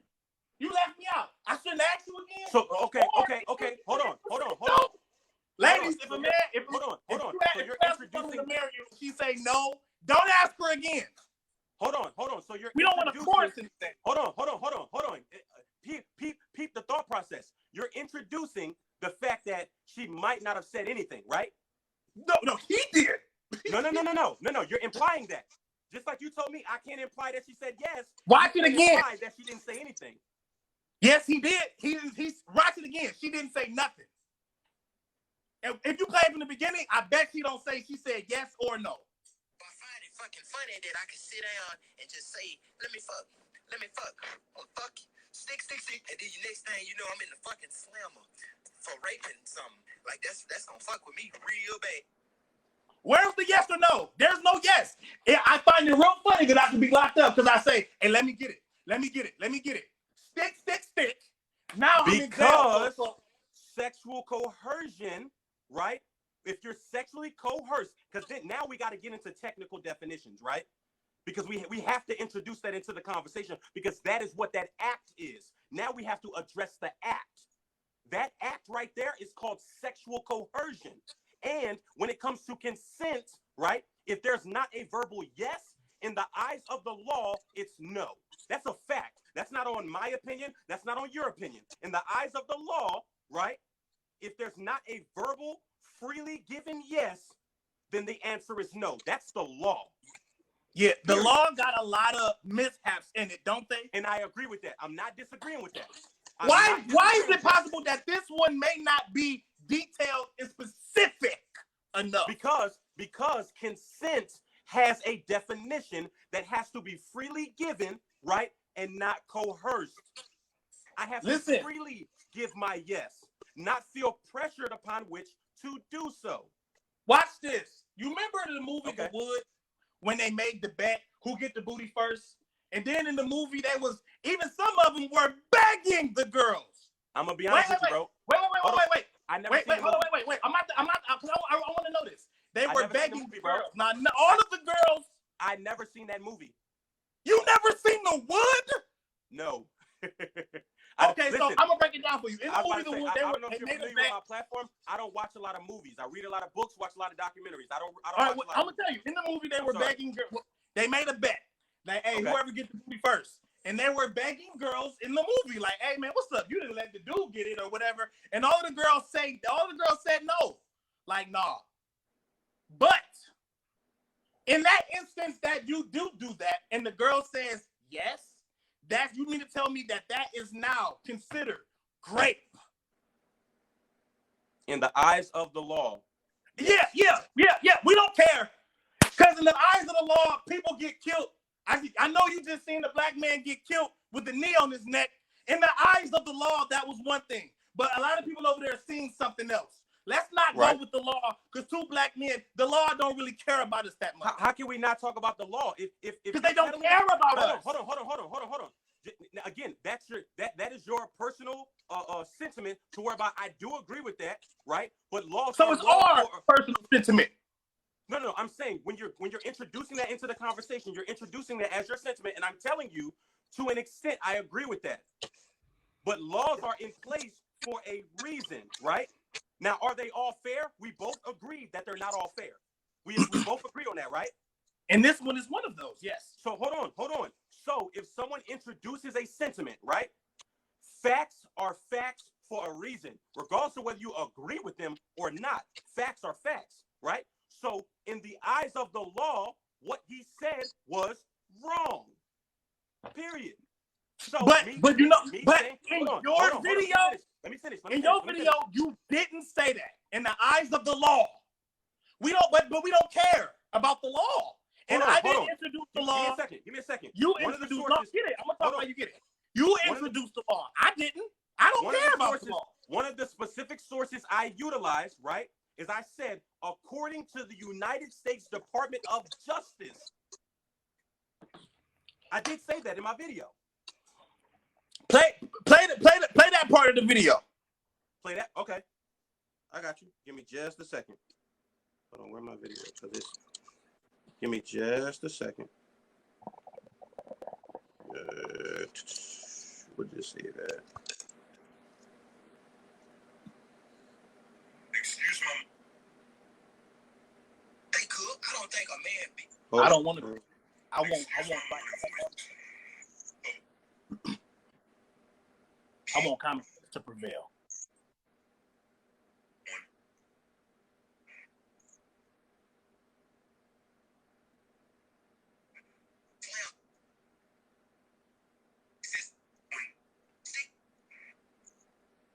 Around what time did you say that in your video? Hold on. Actually, you know what? You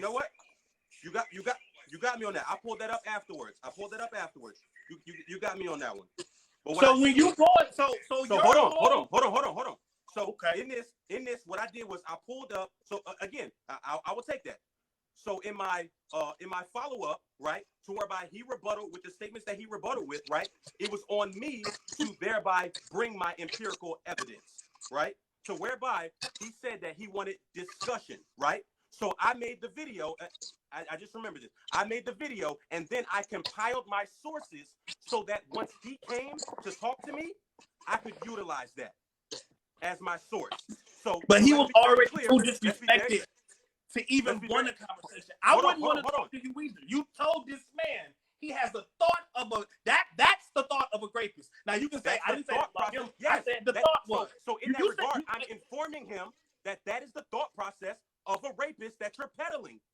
But that was his thoughts. So you putting that on him. Or however you want to flip it and whip it on him, that was his thought on it. But his thought didn't have a yes so or no. do you agree? Do you agree or disagree that is the thought process of a rapist? What? The entire sentiment of this entire situation. If that this goes there. Wait, here we go with the details. It's a yes or no question. Do you believe? But everything that's isn't the a yes thought or no. process of a rapist? No, everything isn't yes or no. There is some gray areas. And this is one of those ones. Because I'm trying to get it.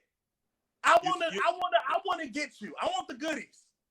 Okay? Now, you need to understand the time that we're living in, where women is calling men thirsty. Hot girl summer. Oh, I took her to the mall. I took her shopping. I did all of this. I did all that. Oh, he thirsty. He just trying to get the goodies. She could be thinking you begging when all you did was show her a good time. This is what's going into that. So when you say begging, I don't think of just, hey, let me get it. Hey, let me get it. I'm thinking of it metaphorically too. I could be doing this and this. Okay. Words have definition for a reason, right? So let's look up the definition of begging so that we urban. You just said it. We come from urban places. Our definition got different things for different things. Begging could be a lot. No. See, again, there's certain things that you can take in stride, and there's certain things that you cannot. Words have meaning and have definition for a reason. You can't just take something out of context just because that's what you want to do, right? This is directly from the dictionary. Begging, or the verb of it is begging. The word is beg, is to ask someone earnestly or humbly for something. To ask for something, typically food or money as charity or a gift. You're asking for something, right? Earnestly. What does earnest mean? Earnestly? What does earnestly mean? Okay, let's pull up the word earnestly.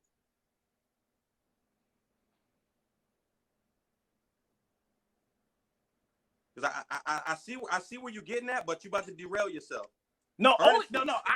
You hold on. You talk about definitions. I got you. You talk about definitions. Okay, yeah, we talking about definitions. Earnestly means with sincere and intense conviction, seriously. Now, let me ask you this: Can there be with sincere? Hold on. It said, I specifically read, with sincere and intense convictions, seriously. Now, let me ask you, is it possible, right, to be rightfully earnest and wrongfully earnest? Definitely. Now, if I'm earnestly begging you, you're begging. But you said it. I said this earlier. You can have ill intent and bad intent. If you earnestly ask your wife, if you earnestly beg your wife, beg. No, you don't earnestly beg. You earnestly ask. But that's all. It goes all in the same thing because earnestly isn't begging. So if you begging, which has earnestly, sincere conviction, babe, and I'm married to you. We are one. That doesn't entitle you to it. That doesn't entitle you to it just because you're married, bro. That's why I use that example, because it's a misconception that people have that you're just entitled to the kuntnu. I think that law was made for people that are in bad marriages, because I know it's a dude right now begging his wife, and his wife gonna be like, I'm gonna give it to him. And it isn't that, because I know my husband. Like you know your wife. Right. If you on the line right now and your wife come in there like, hey, come on, they won't know. You could be like, no. And she be like, boy, stop it. You're trying to break me. This is your wife. You know her. Again, hold on. Again, spousal rape is a thing. You need to get out them books. You urban man. No. This that gray area.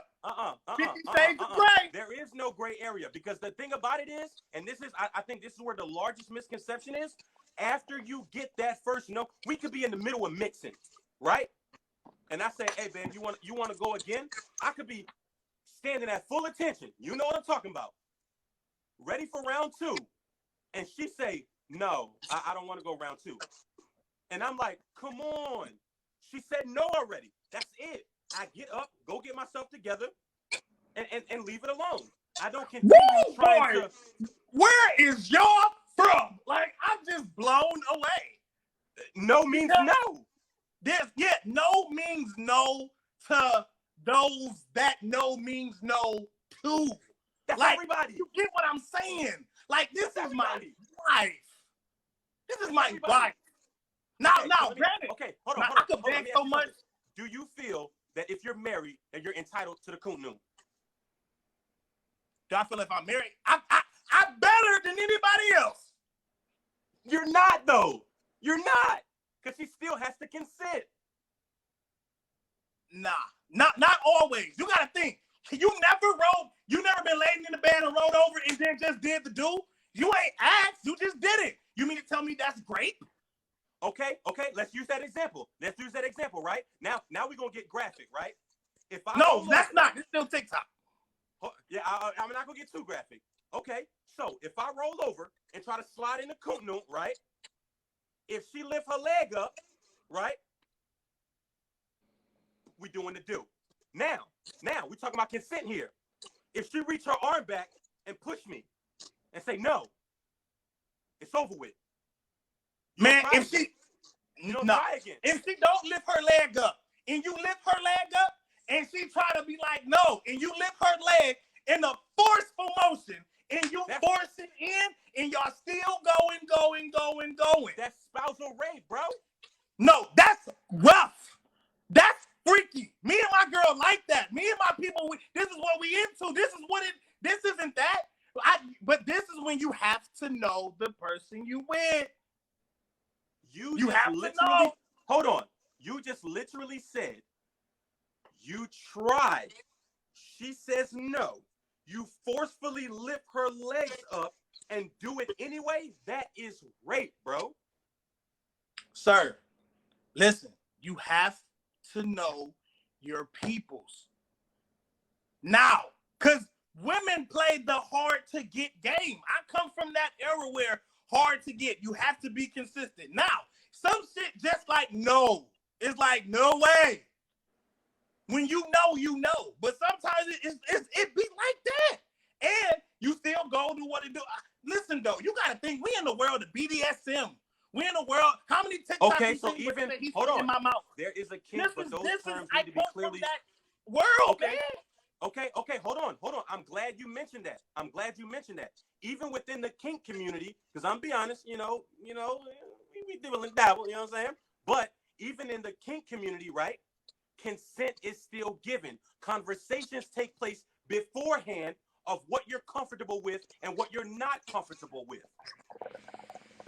So just because it's a kink doesn't mean that you don't get consent. You still get consent. A conversation still happens beforehand in order for you to be able to get that consent, for you to know what's acceptable and what's not acceptable. And if it's too intense is the word that I'll use, then you have what's called a safe word.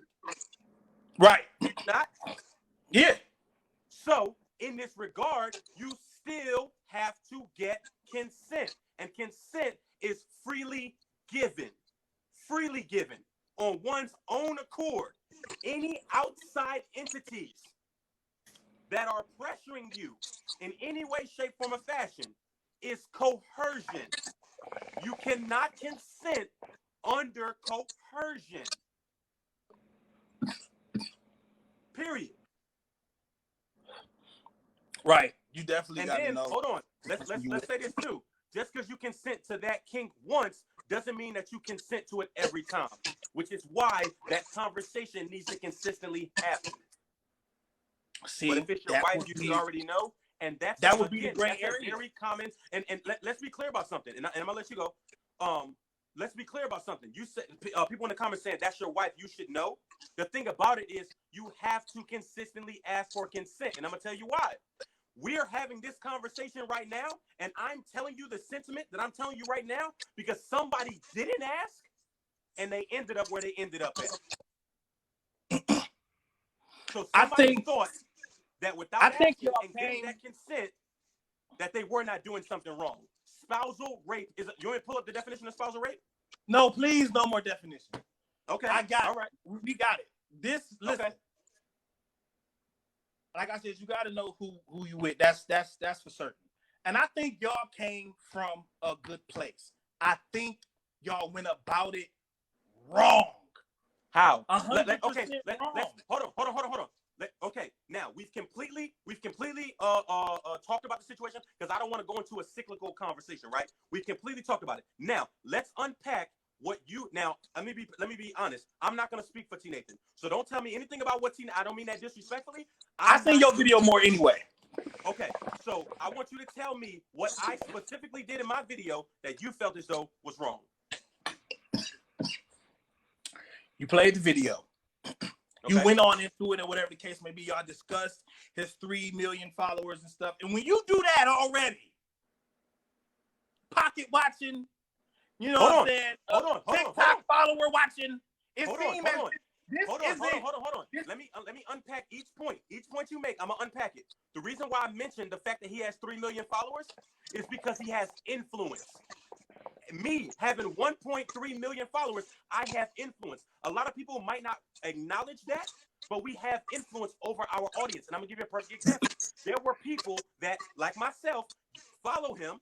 That we follow him for the comedy, right? He's a funny dude. That's what it is. So in this regard, there were people that literally thought he was joking. That's the influence. But he was not joking. That's why I mentioned that he has 3 million followers because he has a responsibility with his platform. Next point. Now, when you do that, now that may have been your intent, and that makes sense. Right. But just because that's your intent, it doesn't mean it gets taken as that's your intent. And you can't do nothing about that. Correct? Right. So, with that being said, you already got people in the mind state of, oh, this people is clout chasing. And I can see how he can see, oh, this some clout chasing shit. Now, you can't take that away from him. That's just hold on. Now, if I Google, and again, this is not me being arrogant. God. If I Google his name and I Google my name, I don't need clout. I already got clout. Now, can I understand what you're saying in terms of following on TikTok? Absolutely. But again, I don't need clout because I got life clout, and that's not on me being arrogant or anything like that. When people try to peddle that to me, it's I've consistently held people accountable in this regard, so I don't need to clout chase. And followers really and truly mean absolutely nothing if you don't have credibility. You can have a perfect example, and this is a bit of a stretch, so just rock with me here. Only Jadis has what? 13 million? I don't know who that is. Very minute credibility. So just because you have a big platform doesn't mean that you have credibility. So I don't know who that is. So again, that so but the same way that could be your intent, and the same way you're like, well, I got this, so I know that it's this, and I don't need the clout chase because my name, I got life clout. The same way you got that same type of thought process can be put into your so-called coercion. I know I'm not trying to grade. I'm just trying to look up. I'm trying hold on. No. We're not revisiting that. We already talked about that. Let's talk about my. No, that was just a perfect way to get into what I was saying, but you didn't get it. But then what? But then there's next point. Then there's what did you say? How he has the thought process of the dude. Of the grapes. That's disrespectful. I seen in one of your videos where the girl said she don't like white people. You went towards the dude, the guy, when she said, "Hey, say I'm black," or whatever. I say I'm black. Like, don't say I'm black if you're not my bro. You know what video I'm talking about? Say that again. The girl that said she don't like white people, she made a video saying, "Don't call me sis if you're not black." Do you remember? Right. You made a video addressing the white guy, and in your video you said you have to respect boundaries. Right. You told this man, you led an example with your facts, which was at the end, that is the thought process of a grape. To inform him. He gave you his thought process already. Hold up. He gave you his thought process already. You crossed the boundaries of being disrespectful. Okay, so can I respond to that? Yeah. Okay, so in this regard, right, me presenting all of this empirical evidence, right, is to lead him all the way to that specific statement that when you ask to be corrected, right, I'm giving you evidence for you to understand, right, that you are peddling the thought process of a rapist. So you just mentioned earlier that while I might have said it a certain way, I might have implied something else, right? And people might have took it a different way, right? So in this regard, that's exactly what we're talking about right here. He might not have. Let's give him the benefit of the doubt. Let's give him the benefit of the doubt. He didn't know that that's what he was peddling. Me presenting my empirical evidence, right, and my factual sources is to lead him to understand that that is what you are peddling, the thought process of a rapist. So even if that's not what he intended to do, that is what took place. And that was indicative of the con. Did you read his comment section? No. You need to go read his comment section because that was very clearly stated multiple times in his comment section. So that your sentiment right there is already betrayed by his comment section because people were already calling him out in the comment section. But I'm pretty sure there's plenty of people that's getting what he is saying. It's many things that could be leading to other things too. Hold on, I'm not discounting that. I'm not discounting that. What I'm saying is that there were people literally in his comments, right, telling him exactly the sentiment that I gave off. So in this regard, I'm gonna be honest with you. When I make my videos, I do massive amounts of research by going to a person's page, looking at their content. I already follow them.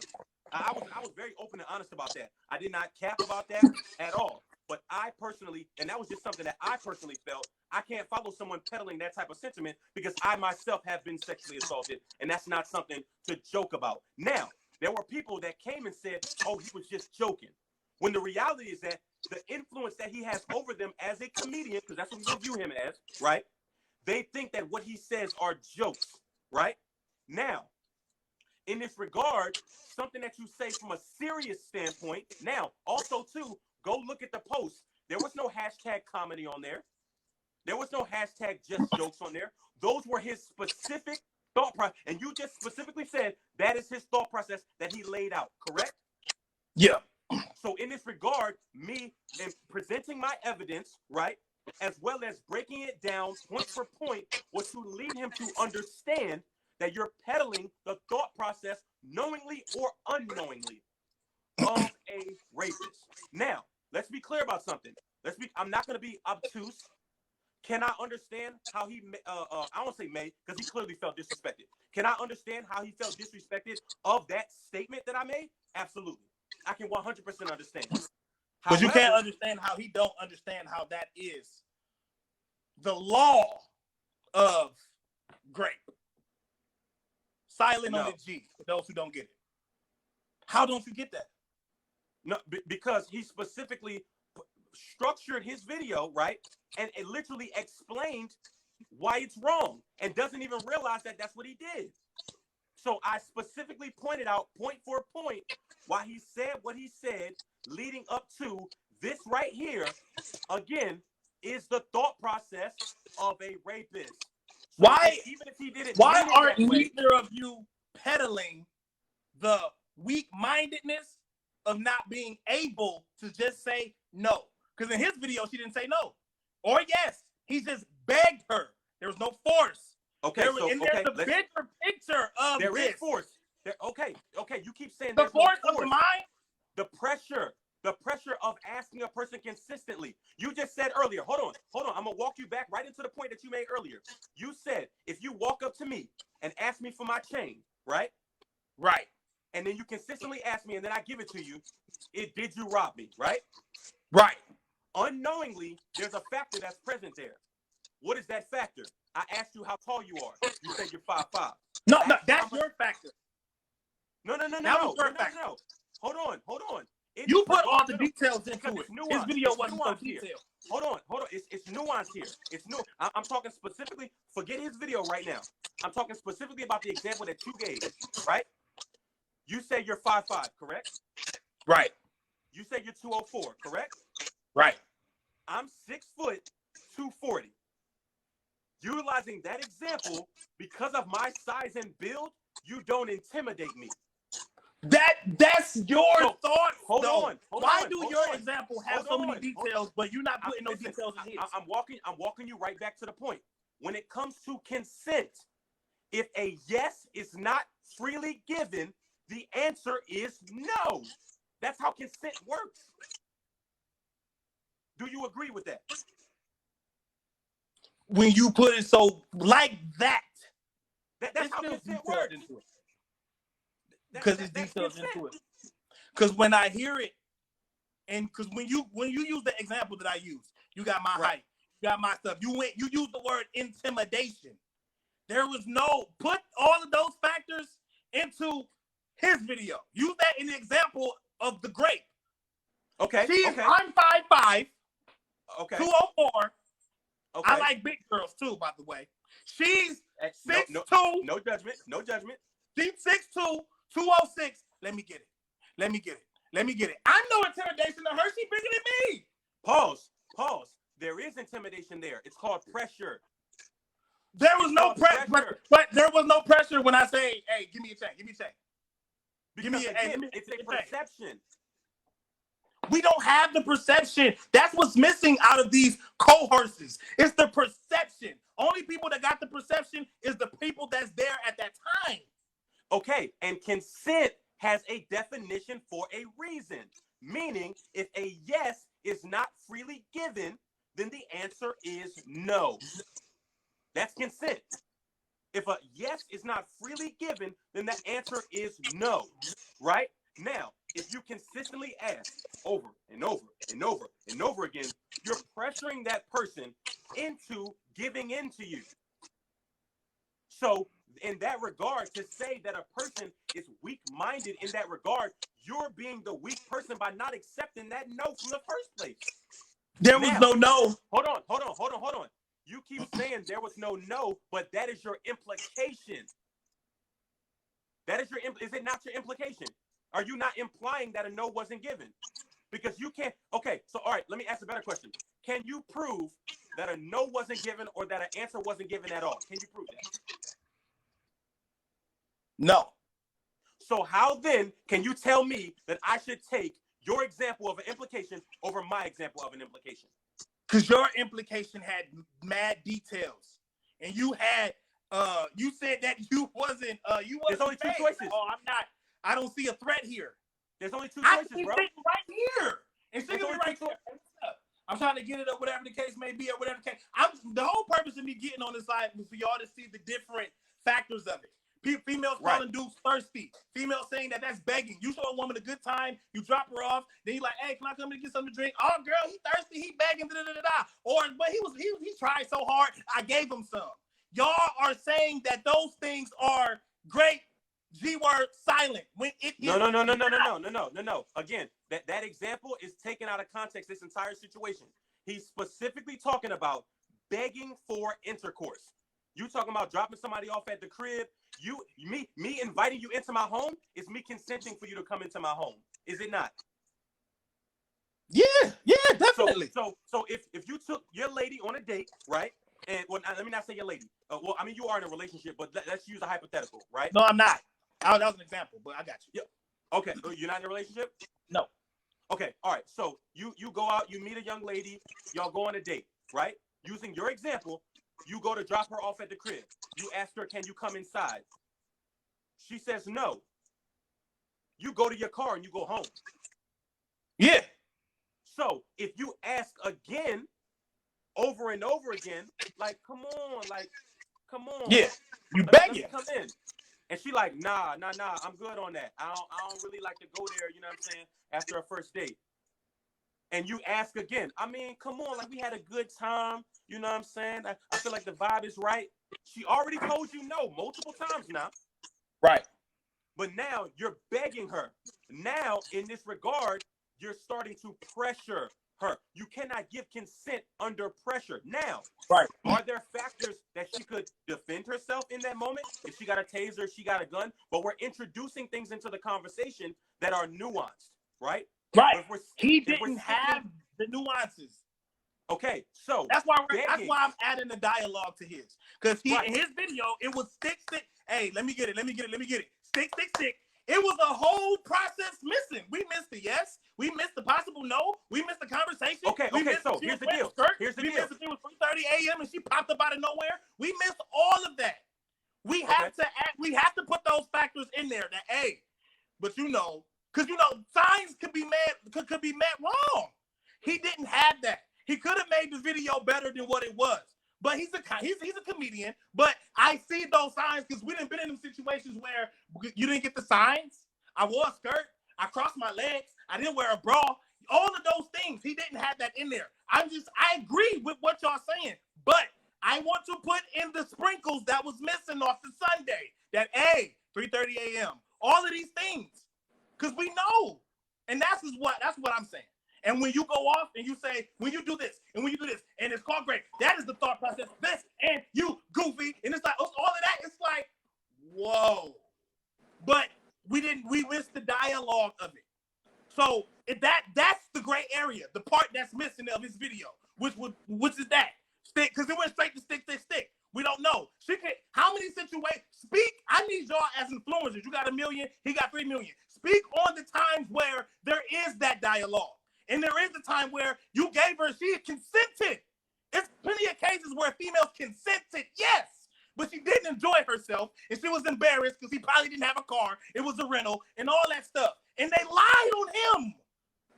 That's not okay. We need to stop don't just put the shade on hey, this is this, because there's innocent people out there that get read wrong. And that's where I come in at. Hey, put the dialogue on that. Hey, that's the thought of that. But what if it was this? Because that was missing. Two sides of the story. I'm rooting for you completely, 100%. So are you aware that less than 2% of these allegations are false? Are you aware of that? No, I don't know.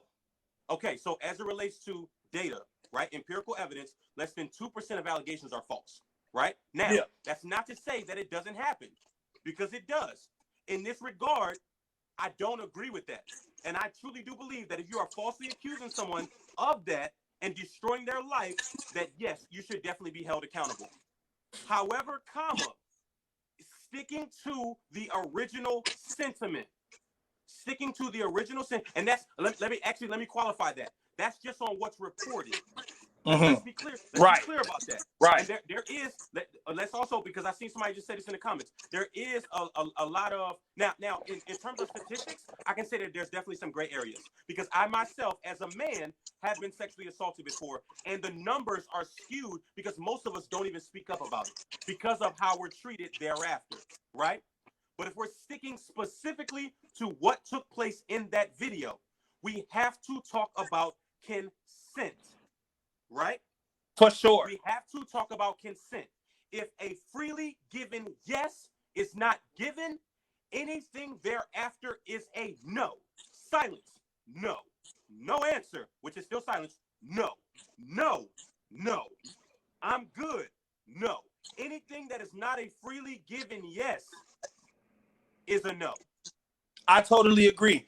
But as a black man, and you see another black man, because there's no problem with your video, but why not, as a black man, and you know the statistics, and you know the 2%, why not add that in your video? That way, you can see it from all perspectives. Your video was 3 minutes long. You could have said the 2% in 30 seconds in your video, where there are those chances. You know how you do your shit when you put your hand up, then it go invisible. You could have put that in there. Hey, there is an instance where this is this. And it's different if in your dialogue before the stick. You didn't do that. You went straight into boom, boom, boom, boom. Where's the part where you like, well, I could see if it was this. That's me too. Okay. So let's be clear about this.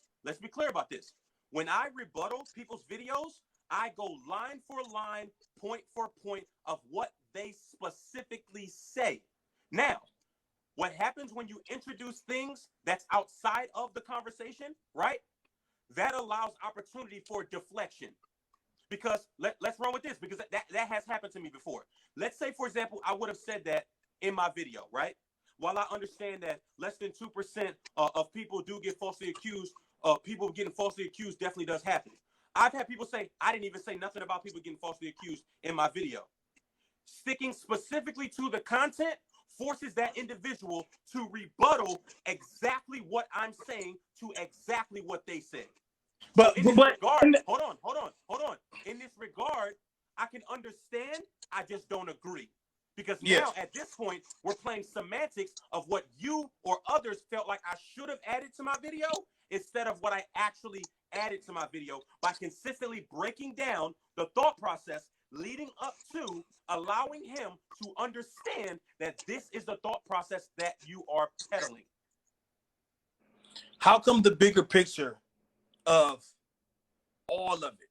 I know you don't want to leave room for rebuttal, and and I think that's the thing that you do, where it's like, I don't want to leave no room for error. You rub me off as an extreme perfectionist, and it's like, I don't want to be able to do this because I said this and this. But the bigger picture of it all is more important, Anthony, is it not? Okay, so now in this regard, right? Oh, I'm glad you mentioned that.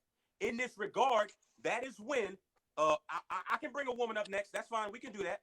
In this regard, do you not agree that the bigger picture now needs to be introduced into the conversation? I think it should have been done when you did it. There's no wrong time. Now it's cool. Better late than never. So hold on. So in what I specifically addressed in his video, you clearly interpreted that as I left something out, right? Yeah. So whereby, can we agree that he might have felt the exact same way, that I left something out, right? Well, I can speak for him. I mean, right, okay. So, So let's just surmise. Let's say that he felt as though let's say he peddled your exact sentiment, right? Mm-hmm. At that point, you humble yourself and you do exactly what we're doing right now. Because with him, with him. Yeah. So in this regard, now again, let's be very clear.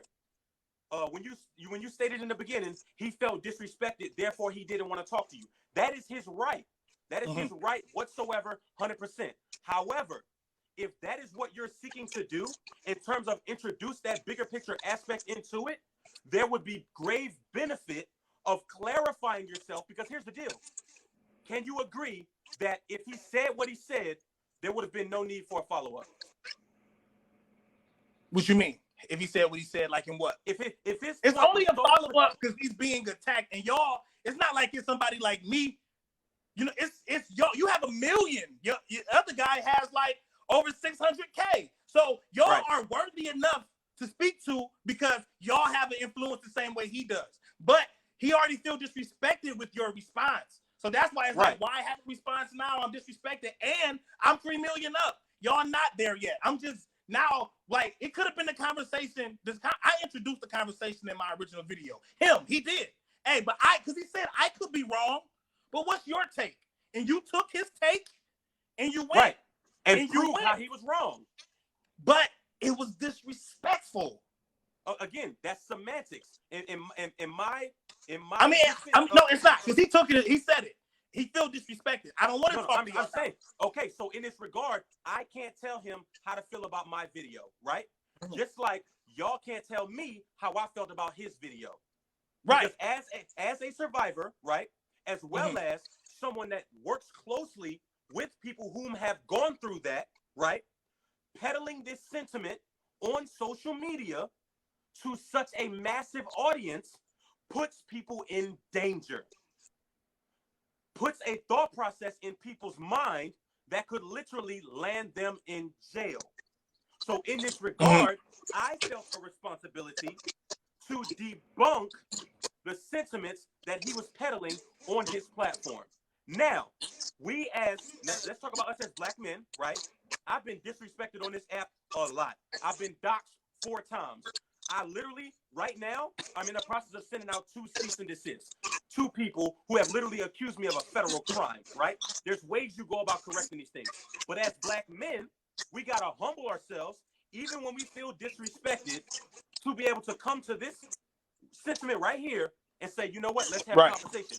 Because clearly, I might have misunderstood something that he said.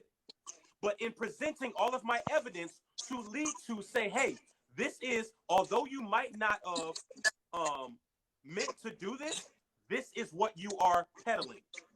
So in this regard, like I said earlier, I can understand By law. how By law. That's what he was doing. By law. by law, yeah, that's exactly what he was doing. By law. Exactly. So in this regard, you present your empirical evidence, and then the onus then goes off on the individual to debunk, which he did not.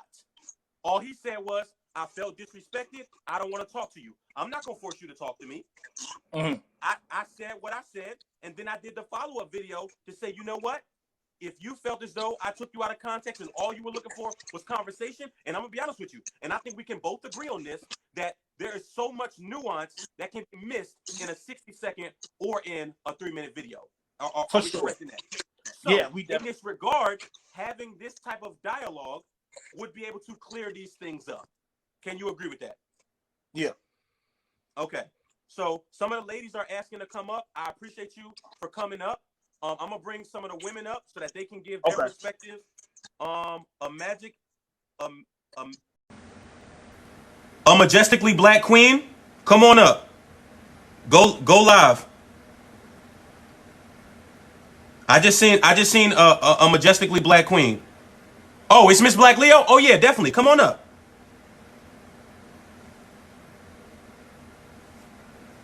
Hang on, others would like to join. Listen. I'm gonna give 2 more people an opportunity. I can't bring everybody up. I'm sorry. I can't bring everybody up. Oh, Huggies has been asking? Okay, Huggies will be next then. Y'all are saying unanimously that Huggies has been asking? Okay, I'll bring Huggies up next. Okay, Huggies, this is what I'm gonna do. I'm gonna follow you. Oh, Huggies, you don't even have enough followers to go live. You gotta have at least 1,000 followers to go live. I'm sorry, Huggies. Ooh. What's up, Hey, love? Anthony. It's you. I changed my name. It's Miss Black Leo. Basically. Okay. Hold on. I'm going outside real quick. And let's be very clear. I do feel as though it is definitely important to bring some women up to give their perspective as well. So I definitely want to give you all a space in this conversation because I definitely feel as though it is very vitally important. So go ahead. Sorry, like I'm like literally getting in the car real quick. I apologize. Go in. No, you good. Go in. There we go. So I had to get. All right, so what we're not going to do is we're not going to be disrespectful in these comments. What was said was said. You can go ahead back. I'm going to post this literally. I don't care how long it is. I'm going to post this to my YouTube because I definitely feel like this was an important conversation to have. So I'm going to be honest. This was really triggering. Hearing some of the men and their ideas. Like I used to follow the guy who, I don't even know his name, but I followed him for comedy reasons. So to see that, to hear what he said, and I'm pretty sure a lot of people got the same idea. It was more of like, you can interpret it as like the female is being blamed for not standing firm in her no, or like,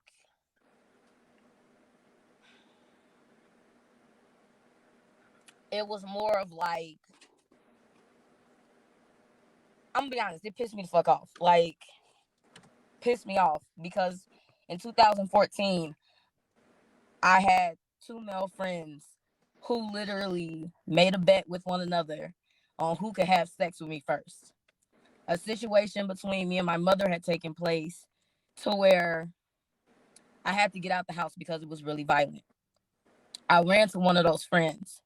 One of those friends did not take my no as an answer. And I felt as though I was stuck because buses stopped running past midnight. I was stuck at their home. And the night before, like when I said when I was strict on my no, that no got pushed out the way. And what he wanted at that point in time essentially happened. For the longest, when I tell y'all, like I had to go to counseling, like I just recently went to counseling for the situation. And like my counselor had to like basically tell me what happened was a form of rape. For the longest, I kept pushing it back. For the longest, I kept trying not to address it. I kept trying not to like acknowledge it. I was blaming myself for the most part. And the fact that like literally my counselor had to tell me like, you didn't consent. The night before you said no. This person woke up the next morning and kept doing it. Most of the male friends that I've had recently, like current male friends, have been trying to pressure and pressure and pressure. Pressure is a form of a coerced consent. It's not, and I'm shaking as I'm talking. I'm trying to make sure I get my words out. Well, thank you for even sharing, because I'm sorry you even had to go through that, but thank you for sharing. It's just it's like it's hard because it's like as a female, it's like we have to bear the responsibility of a man who wasn't taught properly by their mother, or who may have been raised improperly by their father, and then we have to also take responsibility of ourselves. And it's like we're juggling everything. So and I followed Jody too at one point, and to hear how Jody's saying it, like a part of me gets where he's coming from, but at the end of the day, it's a conversation that you have with your significant other. My current significant other that I have, I've told them everything in regards to what happened in 2014, and they make it a priority whenever we have any sort of sexual interaction. Is, hey, are you okay with this? Is this what you want to do? Da da da da da. Like, he makes it an interaction, and it makes me feel much more appreciated because that means he got it in his head. Now, I've had an individual that I was talking to last year where he basically said, this person literally told me females have power, and he was trying to be manipulative in a sense, but he's like, females in the power, you have much more to say no than you can say no, and the man should respect it. And I straight up told him, I said, we have the power, yes. However, men have spent multiple times, and I'm not saying all men, but I'm just saying because of the fact that we recently came from a patriarchy and we're now moving into a more of an equal, take out the feminist and the masculine, the sexist aspect out of it. We're trying to move into a more equal aspect. But for such a long time, men have manipulated women's ability to grasp our power, to grasp our control. And when he told me, like, you need to start putting your foot down, you need to start da-da-da-da-da, that changed into a manipulation once he started to ask me for sex, and I said no.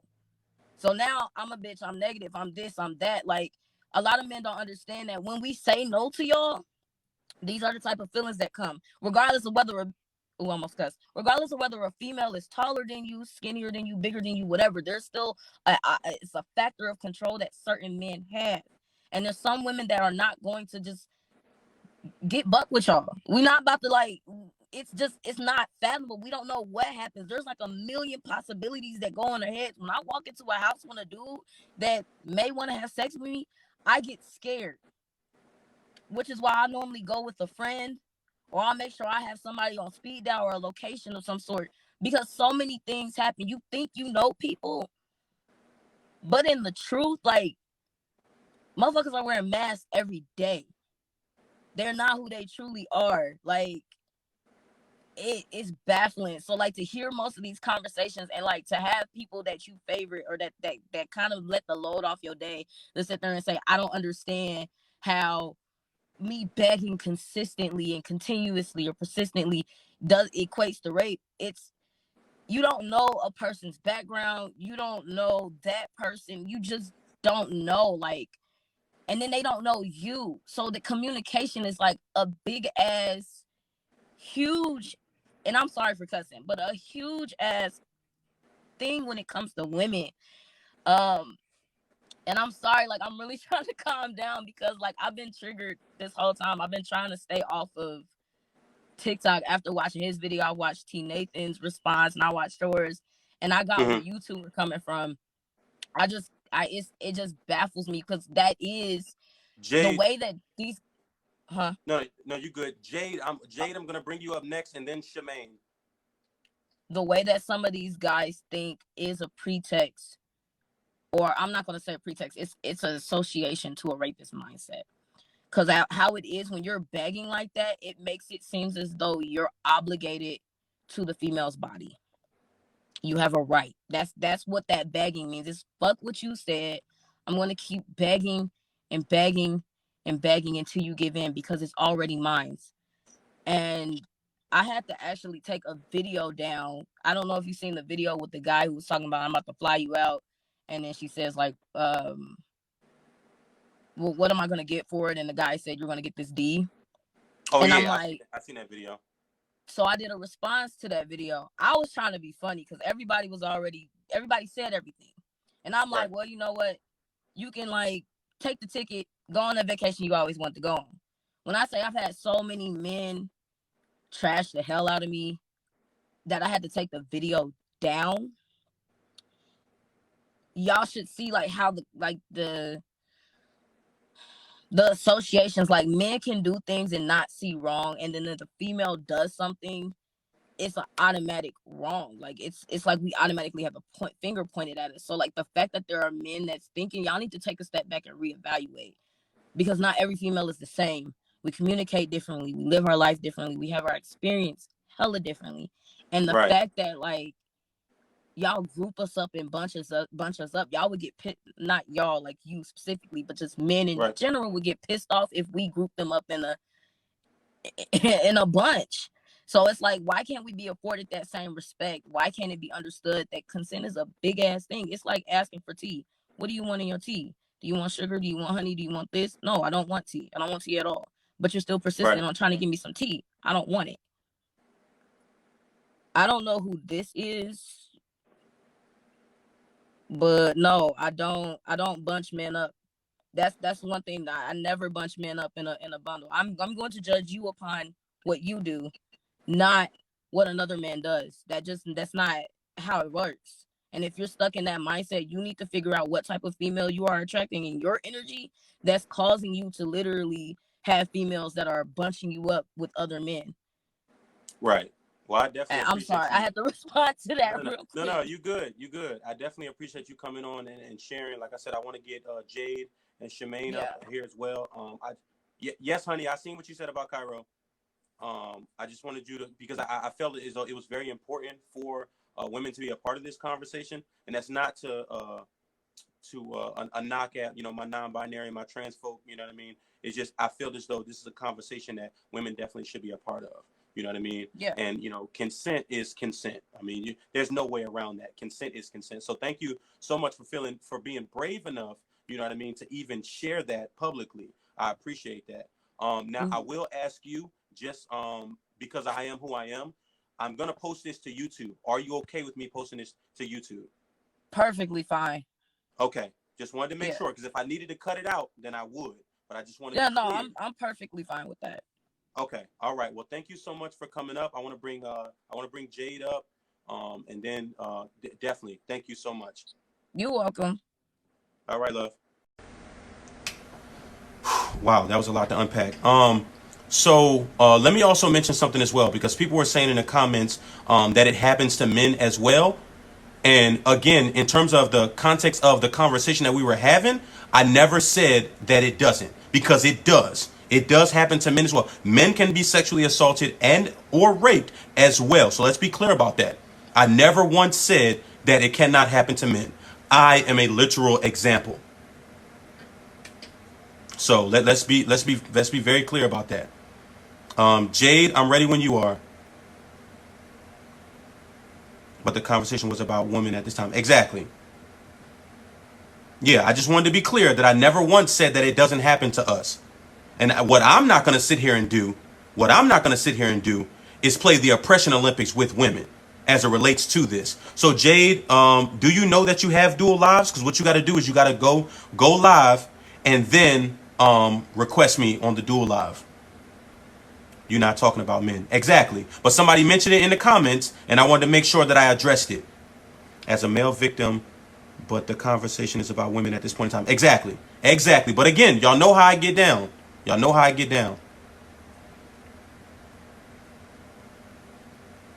Okay, so go live and request you? Yes.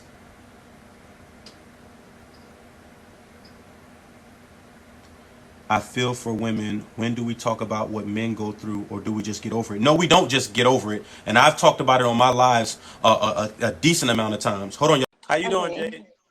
I'm good. Thank you for adding me.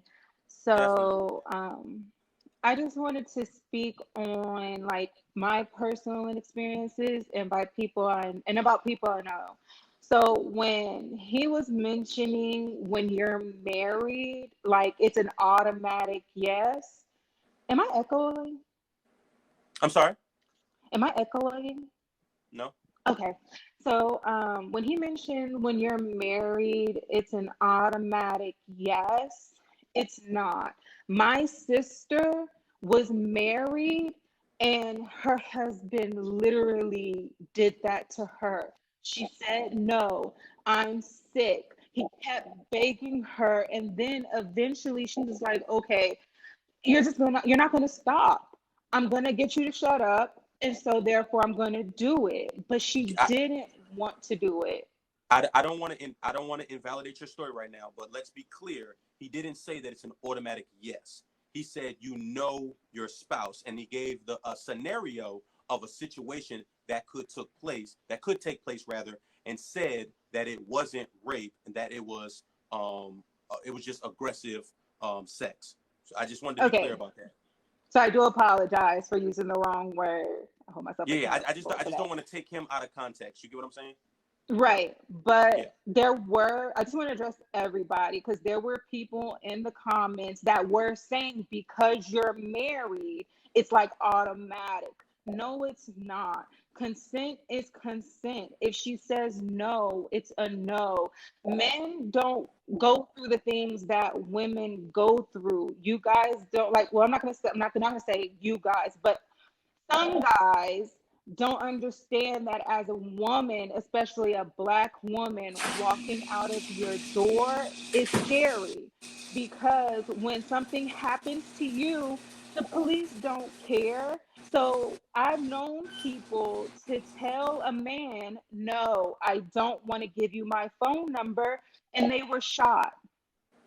Yes, a close friend of mine was shot because she said no. So it comes to the point where it's like, okay, so where is this gray area that he was talking about? It's either a yes or a no. And sometimes women will say yes out of fear because you don't know what we've been through. You don't know who we know that has either been killed or they've gone through exactly what the young lady before me stated, because I have gone through that with a boyfriend. He wasn't even my friend. I told him no, I'm tired, I don't want to. And he kept just begging. My 100th yes does not invalidate my 99 no's. And eventually, and then the key word was the man said begging. When he said begging, that automatic, like that would imply that she probably did say no, and you continue to ask her. Cause that's like if he was like, we would use an example. So your man, like, okay, my boyfriend comes home, he's like, "Hey, can we?" And I'm like, "No."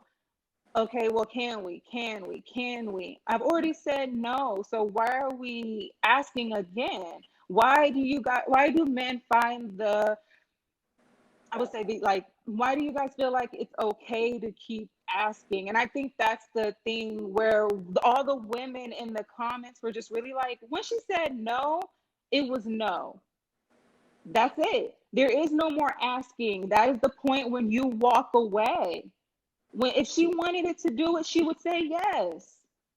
And that's what we want men to understand, that when we say no, sometimes our life is at risk because some men cannot handle rejection.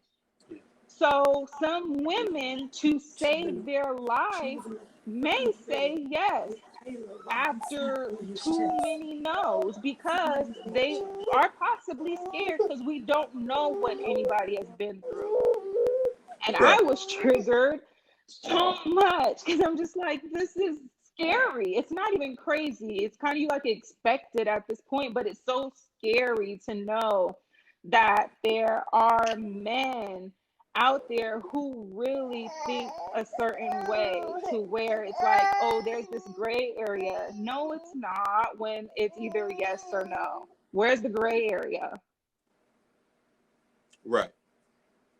So Women are allowed to change their minds, but don't coerce them or manipulate them or force them to change their mind. If a woman wants to do it, trust me, coming from a woman, you'll know.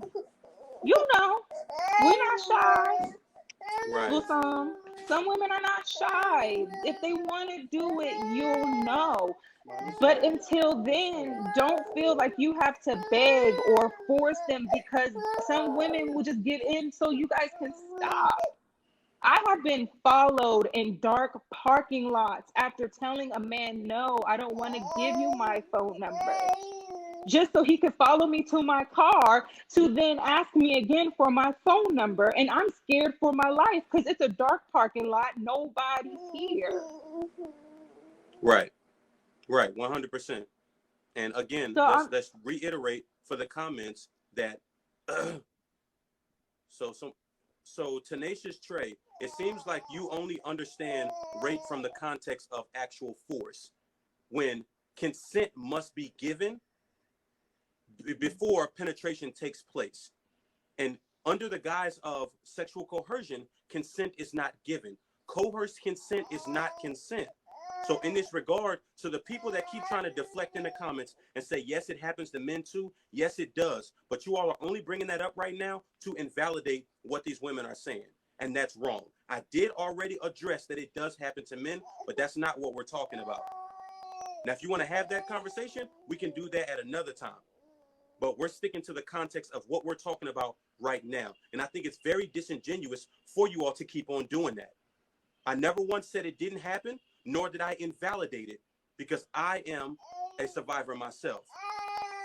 But in the context of this conversation right here, consistently bringing it up after it's already been addressed to say, oh, well, that happens to men too. Oh, well, that happens to men too. You're only seeking to bring it up to invalidate what this woman is saying and what all of the rest of these women have been saying. And that's not okay. because as women, we know it happens to men, and women openly have these conversations.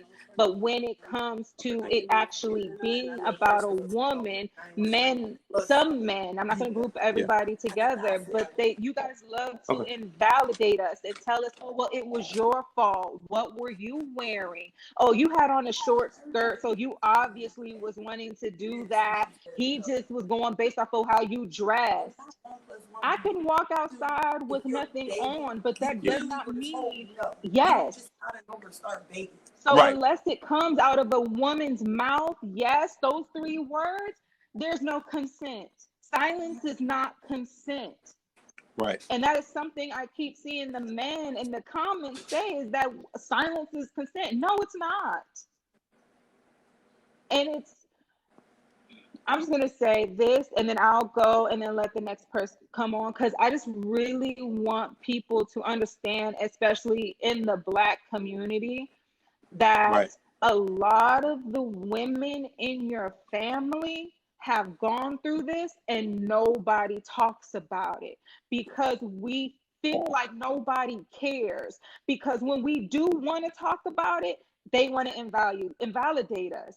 Nobody wants to listen to us, to understand, to learn. But everybody wants to scream, oh, we stand with you, we support you, we love you. But do you really? Especially when we're telling you what we're going through by your counterparts, and instead of holding them accountable, you want to victim blame. Right. Don't make sense to me, but no means no. My son is 12. We had this conversation today. I asked him, I said, son, when you want to talk to a woman or you want anything from a woman, and she says no, what does that mean? He said, it means no. I said, now, how many times should you ask her after that first no? He's like, well, she already said no. You don't ask again. And I was like, okay, well, how many no's does it really take? He said one. So how is it that a 12-year-old understands and some of you guys are grown and you're not understanding? That no means no. And you don't beg and force her and manipulate her. Oh, if you love me. Well, I'm thank just you. Thank saying, you. y'all need to call out your homeboys. Thank you so much But for thank you. For coming on and having the courage to speak. I'm going to ask you the same question that I asked the young lady before. Are you okay with me posting this to YouTube? Yes. Okay. All right. Just wanted to make sure. All right. Thank you so much. You guys have a good night. All right. Come on, Shemaine.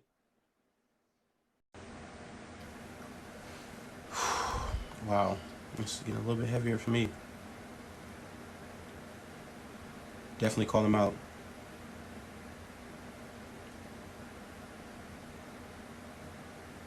And actually, before I bring Shemaine up, because I do feel as though, while it wasn't read during the course of conversation, I do feel as though it needs to be read now, because it was brought back up yet. What's good? Let me read this definition real quick, and then I got you. All right. So we talked earlier about spousal rape. So I want to give a definition to that, so that people understand, because at the end of the day, again, just because you're married, that does not mean that you're entitled to the kuntnu. You know what I'm saying? You know what the kuntnu is. You know what I'm saying? Of course, you already know. I know what I mean. All right. So this is from NICCSA.org, right? The National Indian Country Clearinghouse on Sexual Assault. That's what that stands for. So if you want to look this up thereafter, you can look it up thereafter. A marriage license is not a license to commit sexual violence. A marriage license, let me pause this. TikTok, this is for educational purposes only. Please do not ban my live. Amen. A marriage license is not a license to commit sexual violence. Domestic and sexual violence are inextricably linked. Within an intimate partner relationship, abusers frequently use sexual abuse as a tool to maintain power and control over their spouse or significant other. In many jurisdictions, marriage is not a defense to the crime of sexual assault. In these jurisdictions, a spouse may be criminally prosecuted for the crime of sexual assault for any non-consensual sexual contact with his wife. Even if a jurisdiction excludes marital or spousal rape from its sexual assault statute, these crimes can also be tried under the tribe's domestic violence statute.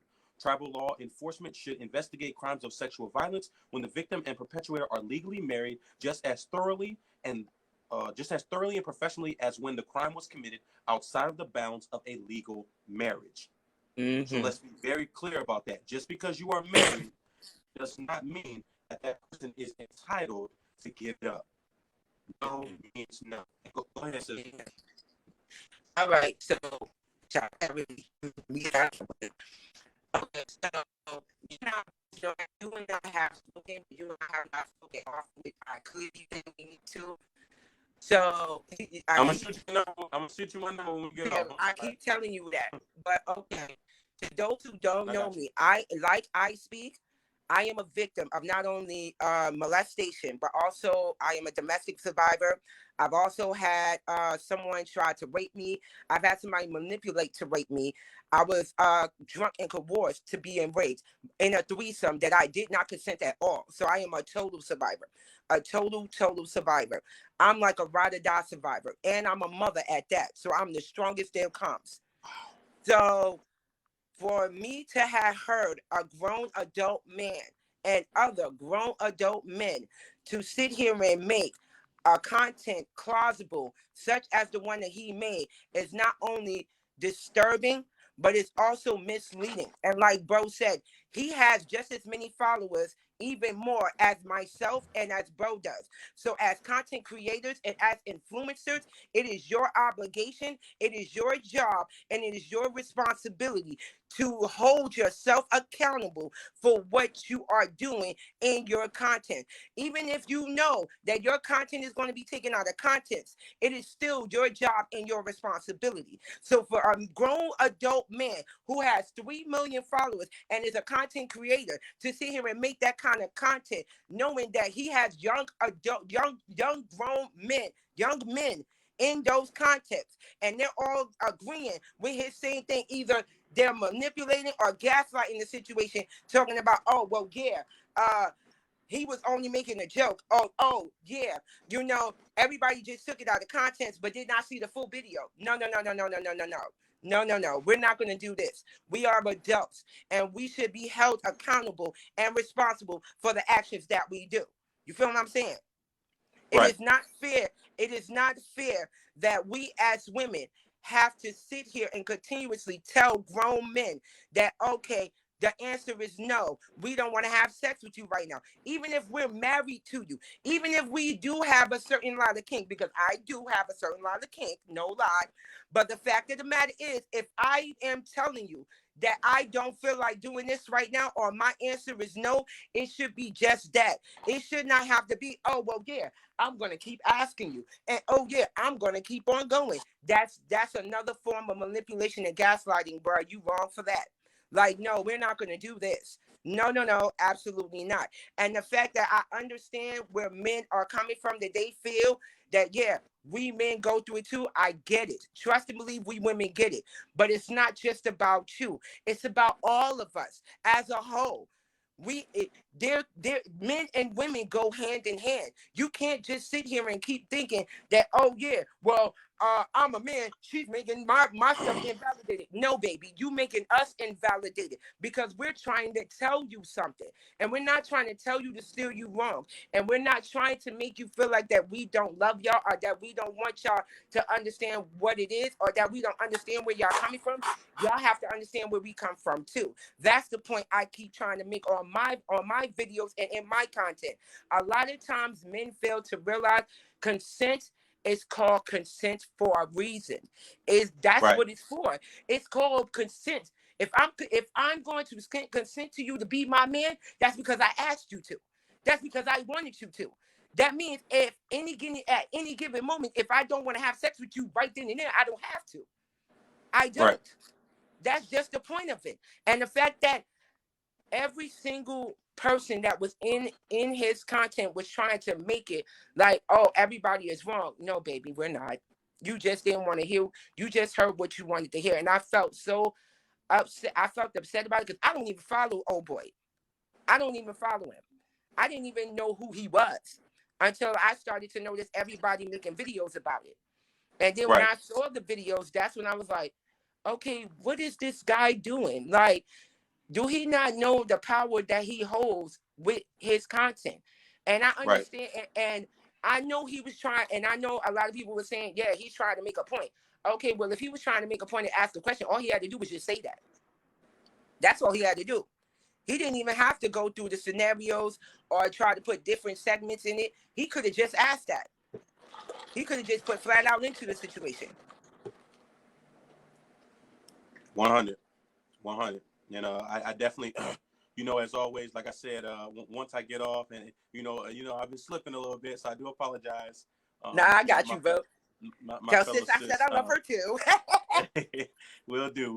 Like I said, I'm gonna shoot you my number once we get off here, so we can definitely have a offline conversation. But I definitely appreciate you, and I'm gonna ask, just like I asked the other two, are you okay with me posting this to YouTube? You already know me, bro. You got me. Absolutely. All right. All right. I'm gonna take one more. All right. Bye, everybody. RMA, SYAL. Rims. Come on up. I don't know how to pronounce your name. I'm so sorry. Please correct me when you come up, because I don't like mispronouncing people's name. Also, too, somebody mentioned in the comments that he said something about teaching boys to say, to accept a no and girls not to have a quote unquote weak mind to just give in and say yes. That was in, just for context, that was in his clarification video. Hi, Booty. What are you doing? I'm on live. You make live? Yes.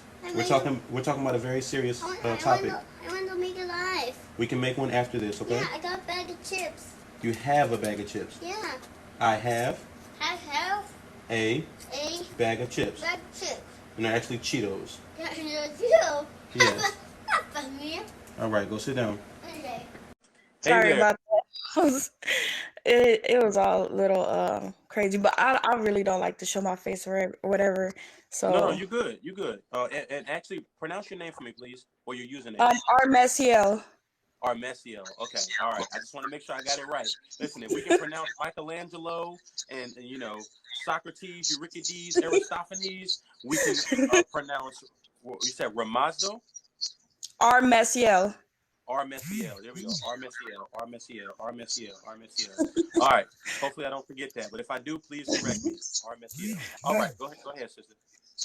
Okay, so it's important that, because I wanted to talk about the spousal thing, because it plays a part in my life as well as my mother's. I watched my mother day in and day out tell my father no on so many occasions, and he still forced her to do things that she didn't want to do.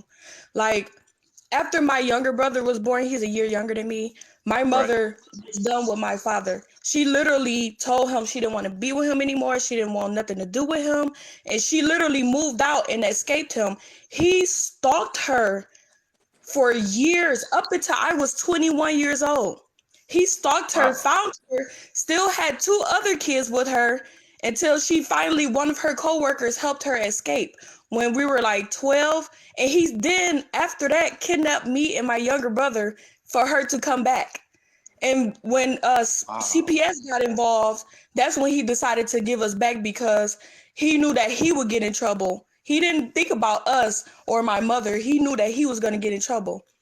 Not only that, my mother often called the cops on this man, and the cops didn't do nothing. They always took my father's side. And my father had a wife. And that's the crazy part about it. I'm like, you have a woman already. Why are you persistent with my mother? You know? My father, the only reason why he stopped when I was 21 was because he had a stroke and he could no longer do it anymore. He literally had people, he sent his friends and family members to try and kill my mother, because this is from just her saying no. A lot of men don't realize, when it doesn't matter if she said yes after the 100th time of saying no. She's saying it out of fear. That yes is okay, I'm terrified now. You know, what are you gonna do? My mother said no plenty of times. And, and look at what he did. He tried, men, like currently right now in Detroit, women are being killed all the time because they're telling men no. Like, men are coming up to them asking for their number. They're like, well, no, no, thank you. And we say it in a nicer way. And they'll still pull out a gun, shoot you in the face. You know, I don't want you to get banned or me to get banned, but they'll still shoot you, or they'll kidnap you. But then, like, for instance, in my life, I've been sexually assaulted from the age of 6 all the way to 18. And one of the times I will never forget it, because this guy literally had all his friends shame me because I had reported him. Because I was at the bus stop, and it was down the street from the school, so I was by myself. And he came up to me like, hey, you know, I'm a little horny or this and that. And I was just like, ew, no, get away from me. I'm not with that. I don't like that type of stuff. And he then proceeds to come closer to me, and I'm backing away from him, and the bus is like right there. And I'm like, if I just wait a little while longer for this bus to come, because I don't want to miss it, and I'll be stuck out here for another 30 minutes. And he then grabbed me by my arm and started yelling at me and called me all types of names and told me, well, you a hoe, you this, you that anyways, and then proceed to pull his thing out and try to make me grab it and jack him off. And I got real scared. Luckily, the bus came up, and I ran on the bus, and I asked the bus driver not to let him on the bus. And I never told anybody for a year. I didn't tell my mother. I didn't tell the school. And one day we were in our writing class, and the teacher told us to write something that impacted you or that terrified you. And I had I had wrote it and she never read it out to the class or anything. And she pulled me aside. She's like, you need to report that. And the guy still went to the school that I was going to. And I had reported it and I had told them he was friends with the security guards in the school and everything. And I had reported it. And there's this guy, his name was Ralph. I forgot what his last name was. He used to be a part of the Detroit 300. He came up, police came up, and they went off on this man. He got in trouble. He already had priors, mind you. And they were like, well, if he came anywhere near me, was talking to me or anything, that he was gonna go to prison. It was just that was it. And he then proceeded to tell they put him in the same class as me. And he then proceeded to tell everybody in the classroom that, oh, she did this to me. She made up a lie. And people coming up to me, calling me all types of names. Oh, why you do that? You wanted it anyways. I'm like, no, I did not. I don't know what he's telling you. Like, I was shamed for so long because he could not take no for an answer. And it made me so terrified of men, like, to the point I don't like to leave my house. I only work night shifts because I don't want to run into people on the street. Even just recently, I decided to go out with my sisters. There was a guy literally persistently just up on me and my sisters, following us, and we got scared. We didn't want to end up going to our home, and he know where we live. So we going in circles, and he just still following us. Hey, I'm trying to talk to you, and we telling him no, thank you, no, thank you. Mind you, we have a 3-year-old with us, and he's still following us. We don't know this guy, and he's persistent. And I'm just like, are you serious? And I'm like, I was like 19 years old, and I was walking home from the store. This 40-year-old man, he got out his car. He was flashing money and stuff like that. But the thing is, my mother always told him not to be materialistic, not to worry about money, not to worry about all that type of stuff. And he just still flashing and think I'm like, oh yeah, I'm gonna come with you. And I'm like, no. I kept telling him no. I'm in front of the barbershop full of men. They just watch it. Ain't nothing. I'm showing them fear in my face that I don't want, this man is really following me. And I was literally right across the street from my home. And I didn't want to go there because there was kids there. And I don't know what he was going to do. And then when I turned around to walk away from him, he literally grabbed my hand, started pulling me towards his car. And I was terrified. I thought this man was literally about to kidnap me, and I started fighting him. That's when one of the guys in the barbershop decided to then get up. I'm like, this was 15 minutes this man was sitting here doing this to me, and I was trying to ask for y'all help. I didn't want to say it out loud because I didn't know what he was going to do. I didn't know if he had anything that he was going to pop the trunk on me or anything. Like, this man was literally about to kidnap me because I told him no. Like, people have to they keep saying, well, yeah, well, she's going to say, yeah. Like, everybody knows, it doesn't matter if the guy was joking or not. Everybody knows that what he meant was, because if you're going to keep begging, that means there was a no involved. There was never a yes. You don't have to beg if there was a yes. If you keep begging, and begging, I'm going to get terrified. Like, okay, he's still following me and he's still begging. Now I'm scared. And even for instance, when people are like, well, why does she laugh? Why does she joke? What she say? I'm like, because that's our fear. That's our fear. We don't want to show that we're terrified because there's no telling what you're going to do. You know, we're going to smile like, oh no, like that's an awkward laugh. That's a terrified laugh. If you can't get that, what is wrong? You know, what's wrong with you? You know, it hurts. I used to follow that guy. I thought he was funny and everything. It doesn't matter if it was a joke or not what he did. It was disrespectful to women everywhere for him to even bring that up, for him to even think about it and put it in the video. It was over 30,000 people that liked the video, that agreed with him. Like, you cannot, that's how, I'm like, so many people have that mindset. How can you have them? How can you be okay with that? You know, how can you be okay with, even if it's your spouse, how can you be okay with, even though she's telling you no, you still say, well, your body is mine anyways, you belong to, no, you know, we don't. No, it's still no. Like, it baffles me that people still have this mindset, and then they still try to, like, what's the word? They still try to make it seem okay for to do these things. And I'm just like I don't fear all men, but I'm skeptical every time I come across them. When I'm walking in the street, When I see a group of men, I'll go the opposite way. Even if I see just one guy, I'm like, well, let me wait till he walk past and then I'll go. It's Like okay. I have that Let fear me. because I don't mean to interrupt you, sister, but let me affirm that really quickly. It's okay for you to be cautious. There's nothing wrong with that at all. It's 100% okay for you to be right. cautious. Absolutely. Right. Like I mean, I know a lot of people because when I tell people that I have fear for men, and they think it's something wrong with me, and I was just like, no, I'm like my whole life I've been harmed by men.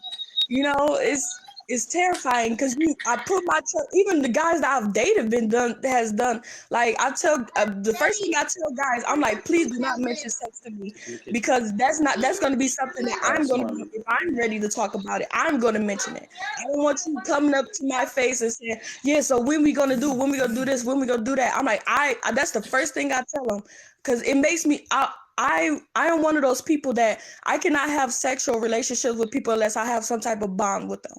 I can't do nothing with nobody unless there's the bond. There's a some type of bond there, and I always tell them that. And then right after like a week, and then they'll be like, "Yeah, we're gonna do this." I'm like, "I just told you." Oh, I you need to go literally, to. and then they'll keep doing it over and over and over, and to the point where I have to leave them.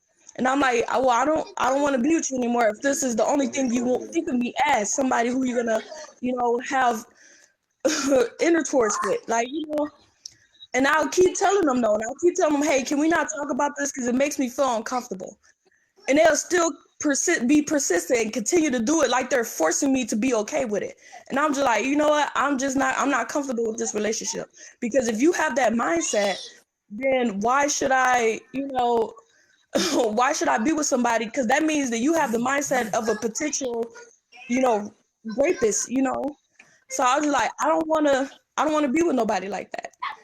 Subconsciously, I mean, you probably thinking, oh yeah, it's okay, ain't nothing wrong. But your subconscious is telling you, it's wrong. There's not no such thing of if there's no right, no, yes, it's right and there's wrong.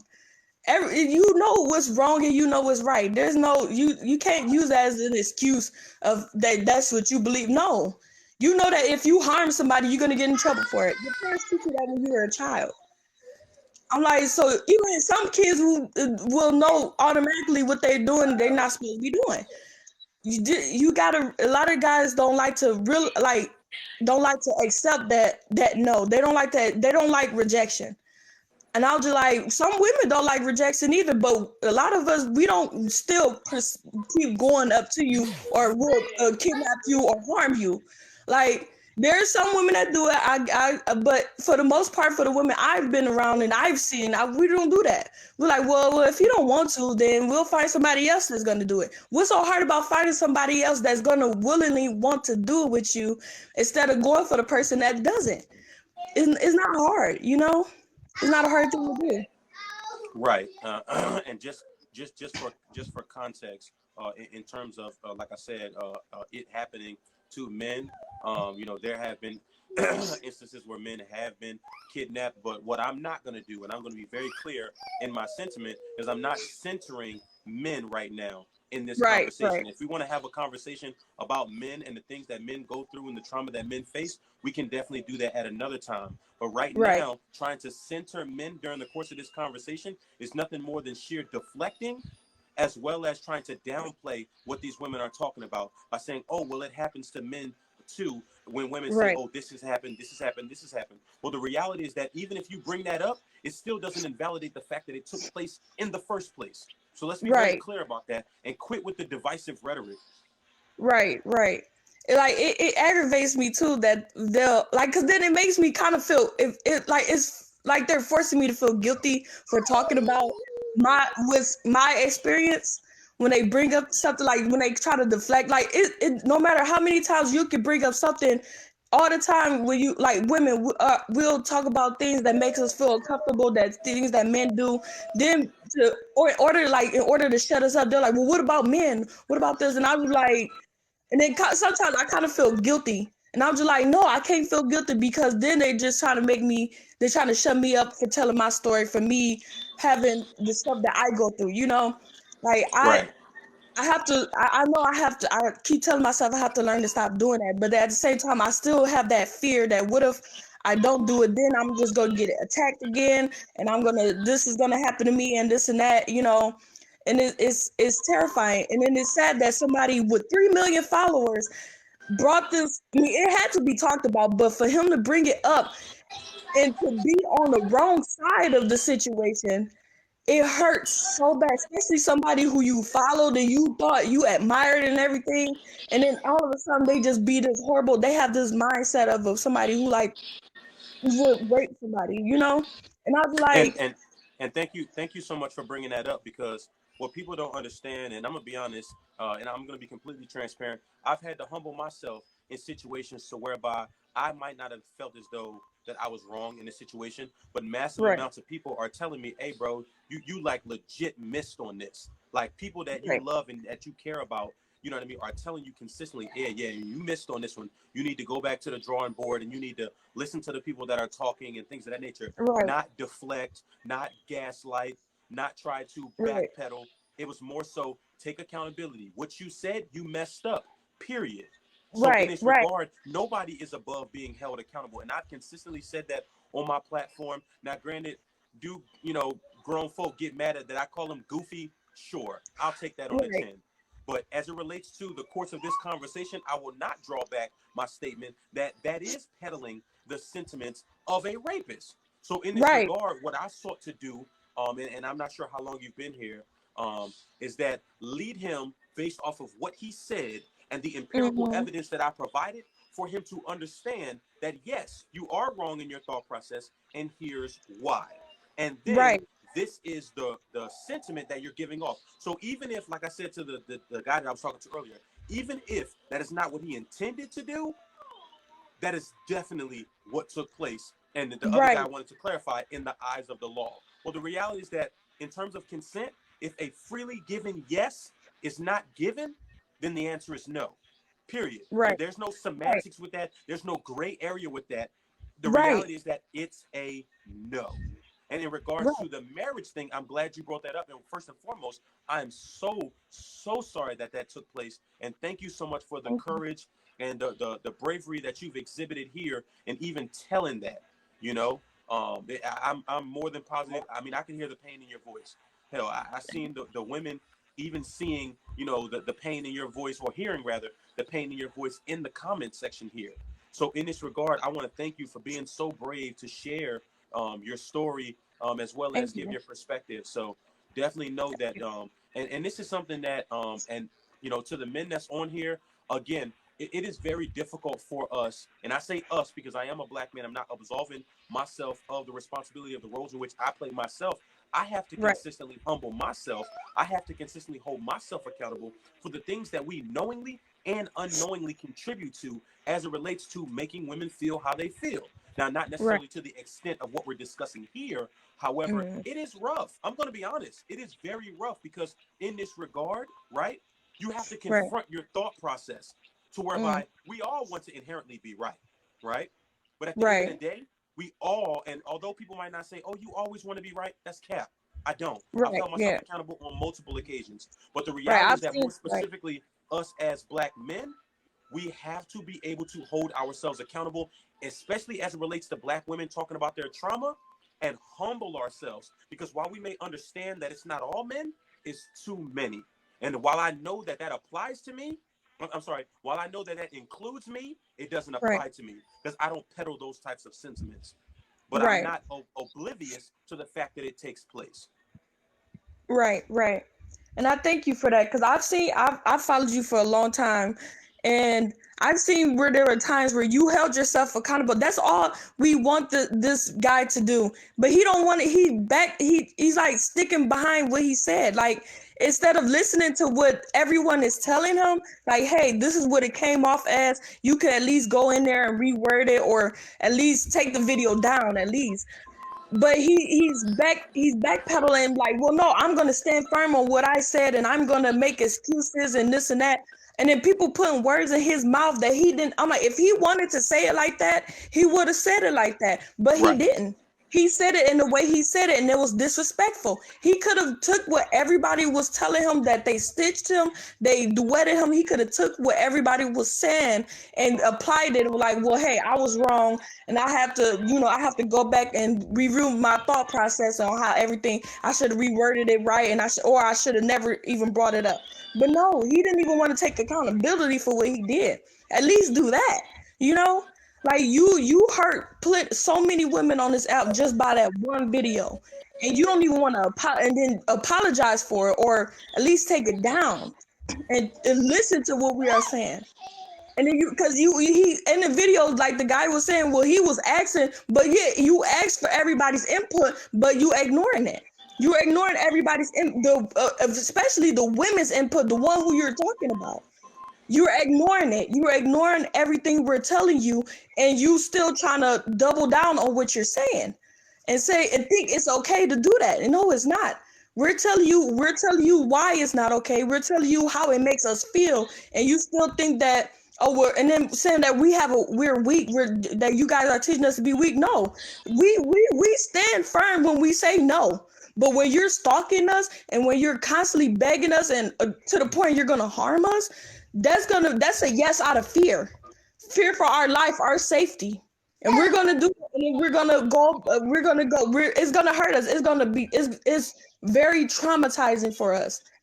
It's scary. Like I got anxiety from a lot of that stuff, and a lot of people, and even to this day, my dad still refuses to apologize. And I always tell him everything that I remembered him doing, and he always gets shocked because he's like, well, how do you remember that when everybody else don't remember? Like all of his children doesn't remember. I remember. I'm like, I remember because it impacted my life. It had everything to do with how my life played out all the way into my adulthood. I'm 27 years old now. And all that stuff, I can remember everything. I remember everything he did to my mother, everything he did Right. to me and my younger brother. Like you cannot say, "Oh, how can you remember that?" No, what do you mean? How can I remember that? That's a crucial part of my life that made me to be the person I am now. You know. Right. And then people keep saying, well, you have to forgive him. No, I will never forgive him until he learned to apologize for what he has done for us and all the trauma and all the pain he has caused us. He don't want to do that, so I'm not going to forgive him. You know, you're not going to force me to forgive him. You're not going to force me to accept him because he's my father. He didn't act like a father. He was more of a monster than a father, you know? And that's how a lot of men's mindset are. Those police officers that came in, they agreed on everything my father was telling them because he had scriptures on the wall. They literally took my father's side just because he had the Bible scriptures on the wall. And they was like, oh, well, he's a man of God, so we're going to take his side. And they pushed my mother away, and they let him keep me and my younger brother as he kidnapped us. And my mother was trying to tell them that. And I Right. I tried to tell the cops too. I'm like, well, my father, and I tried to explain everything that my father was doing. And they did it in front of my father, and I was terrified to tell him everything in detail because my father was staring at me, and he was staring at me like, if you tell him everything, it's going to be the end of you. And I was terrified. And then the whole time when the police took my mother and told her to leave and they left, I was scared. Me and my younger brother was scared. We wanted our mother. We wanted to be with her. And I was just like, there's no telling what this man going to do. I don't know. And even when CPS came, I tried in every light to make my father be the horrible person so that they could take us to our mother. And when they left, me and my brother was terrified. I was like, are they going to come back and get us? Are we going to go back home? I'm like, because I'm scared. I don't want to be here. Like my father, he literally prevented us from going to school. He locked us in the house because he knew that my mother would find a way to get us if he let us out. And I was terrified. I'm like, well, there's no telling what this man's gonna do to us. Like he let so many things slide. Like I told you when I was 6 years old, I was sexually assaulted. I was molested by a family member. He knew about it and didn't do nothing about it. And I'm just like, well, there's no telling what he's gonna do. I like, if you're gonna allow somebody in your family to do something, what are you gonna do yourself? You know? And finally, it was like months. It was like 2 or 3 months when we finally was able to go back to our mom. And I never forgave my father for that. I tried to speak to him again because I just wanted him to admit that what he was doing was wrong and that him to apologize for everything. He didn't even want to do that. And every time somebody called him out, like my oldest brother, he passed away a while ago. He called my father out on his mess. He was one of my father's kids, and he called my father out on how he treated my mother and how he treated us. And my father literally prevented him from eating and kicked him out of the house, and he became homeless. And my mother was the one who found him and took him in. And then and when he passed away, my father told his other children, "See what happens when you leave me. God is going to kill you." Like he was literally using God to inflict that fear into people, all because my mother told him no. All because my mother didn't want to be with him. He was a Wow. disgusting human being, and he never want to just admit that what he did was wrong. Never want to admit to the stuff that he did because he wanted to be seen in a better light. And that's why I feel like this guy, you don't want to you want to double down on what you said. You don't want to admit that you was wrong because there are some people that agree with you, and you don't want to lose that following of people that do agree, but you're losing a majority of following from people who disagree with you.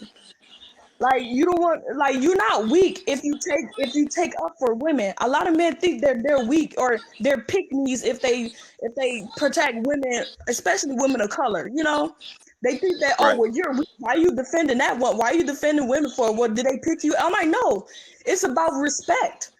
Just because he chose to respect women like he should doesn't mean he's a pick me. Doesn't mean he's weak. If in my eyes, that means he's one of the stronger ones. Like I'm gonna go towards that person. I'm gonna feel safe with that person more, who's on my side, who's gonna help me and better myself or better himself, if for our sake, for women's sake in general. I'm gonna follow that person. I'm gonna go to that person because he's knowing that he's making mistakes. He knows that what he's doing, even as a, like you know that if there's some instance that you make mistakes or you know and stuff like that, you don't exclude yourself because you're a man. Right. I'm gonna follow you. I'm gonna follow all of you guys. I'm gonna feel safe with you guys because you generally sit and protect women on this app. You stand up for even when women do wrong, you don't yell and call them out of their name. You don't disrespect them. You just tell them lightly, like, "Hey, you was wrong. You have to fix that." You know. And there are some things that you said that I felt guilty about at times. I'm like, well, let me check myself a little bit. You know, like other men, they would be so disrespectful with it. And I was just like, why can't y'all just see that this was wrong what he did? This is wrong. Why are you liking it? Why are you saying, well, yeah, he's right? Why do we have to go to prison for it? No, it's still not consent. Like you said, it's coercion. It's not consent at all. It's it's rape. You know, like Right. it's not hard. It's not hard to grasp that. You know. Thank you. Thank you so much. For You're welcome. Thank you. that was heavy. That was heavy. And thank you, like I said, so much for having the courage to even come on here and even express that. I know it took a lot. So, like I said, thank you so much. And I'm sure that this is going to help liberate some other women that may very well want to speak up Right. and don't may not have I don't want to say the courage.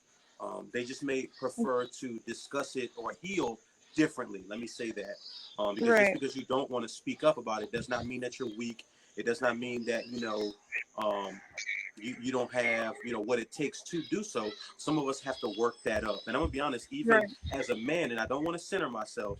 I'm Right. just saying specifically, I know what it took for me, so I can have that empathy more so for women that don't feel comfortable speaking up. So I just want to give you Right. those, kudos for having, the ability to come on here, share your story. And like I said, I'm going to say to you, like I asked the other women, are you okay with me posting this on YouTube? Yes, it's okay. And thank Okay. you so much. Oh, absolutely, absolutely. I'm not bringing anybody else up, y'all. I'm gonna go ahead and end this live because I myself, I'm feeling heavy. I'm feeling heavy. Um, so I'm just gonna kind of round out my thoughts, re-give my sources, and then I'm gonna end the live. So thank you Thank you. And give Thank me your you so name one much. more time. One more time. Armesiel. Armesiel. All right. Beautiful name. Thank you. All righty. You were saying something earlier. Something earlier about what? Wow. My God. This was heavy. This was very, very heavy, from start to finish. No means no the first time. Yeah, that was a complete sentence, Rick James. I don't need to add anything to that. No means no is a complete sentence. I don't think people truly understand how, and this is something that I have to consistently humble myself and consistently go to the table of understanding of when I make my content, right? Now, granted, at the end of the day, I'm never going to tell someone else what they should and should not put on their platform. However, I will always return back to this sentiment that none of us are above being held accountable for the statements and or the content that we make on this platform.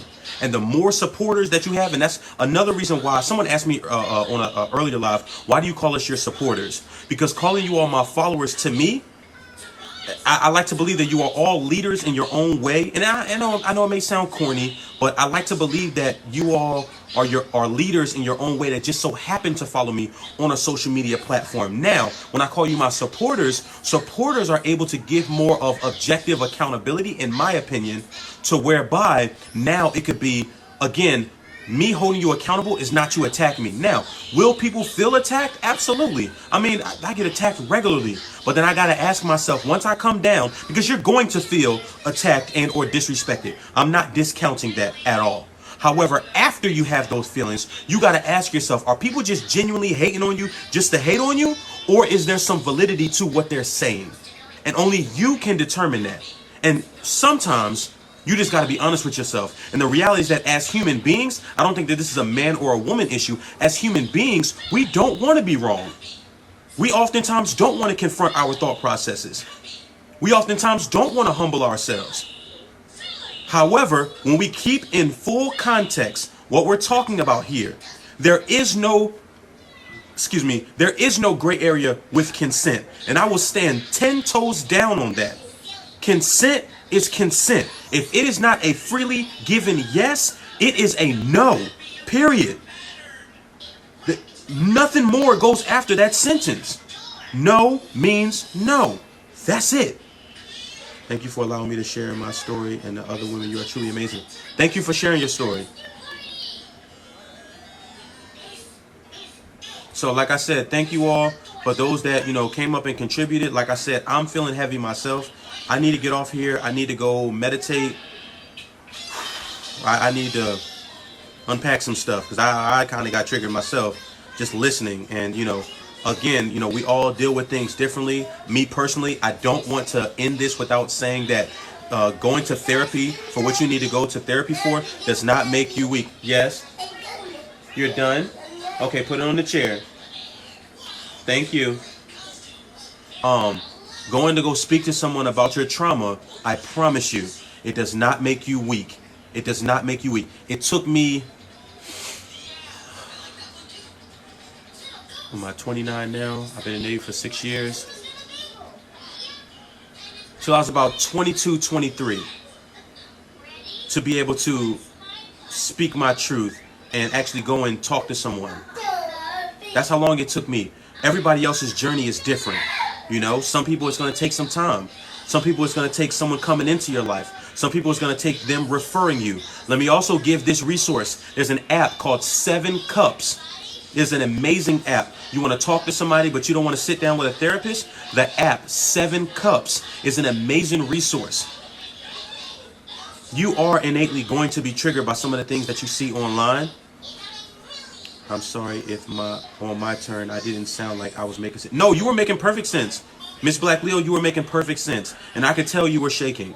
So like I said, thank you so much for you to share as well. Because I know it's not easy. Is it free? Yes, it's a free app.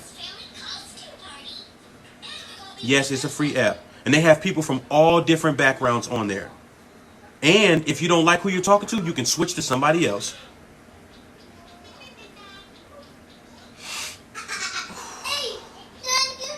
I think we can all seven cups. Let me show you what the emoji looks like, because again, I'm not going to tell you all to do something that I myself don't do. This emoji here, I'm sorry, this one here, 7 cups. The number 7 cups. It's a white cup on a blue background. 7 cups. This one here.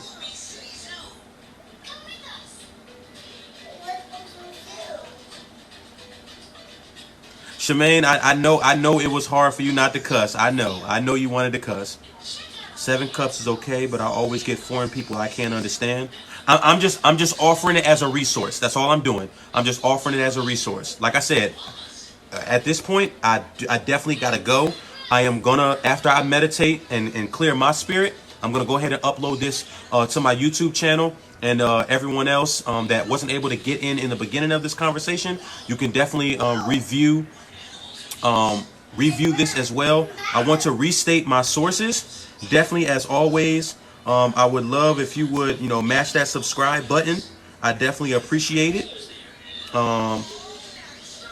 Yes, I definitely need to recharge. Okay, so my source on spousal rape came from the NICCSA, the National Indian Country Clearinghouse on Sexual Assault. Of course, in terms of the definitions that I was given, I pulled them straight from Google, both earnestly as well as begging. I pulled those directly off of Google. The U.S. Code 920, Article 120 on rape and sexual assault came from Cornell Law School, law.cornell.edu. The example of sexual coercion came from healthline.com. Give me just a second. Healthline.com. And then the definition that we gave on sexual coercion came from womenshealth.gov. Womenshealth.gov.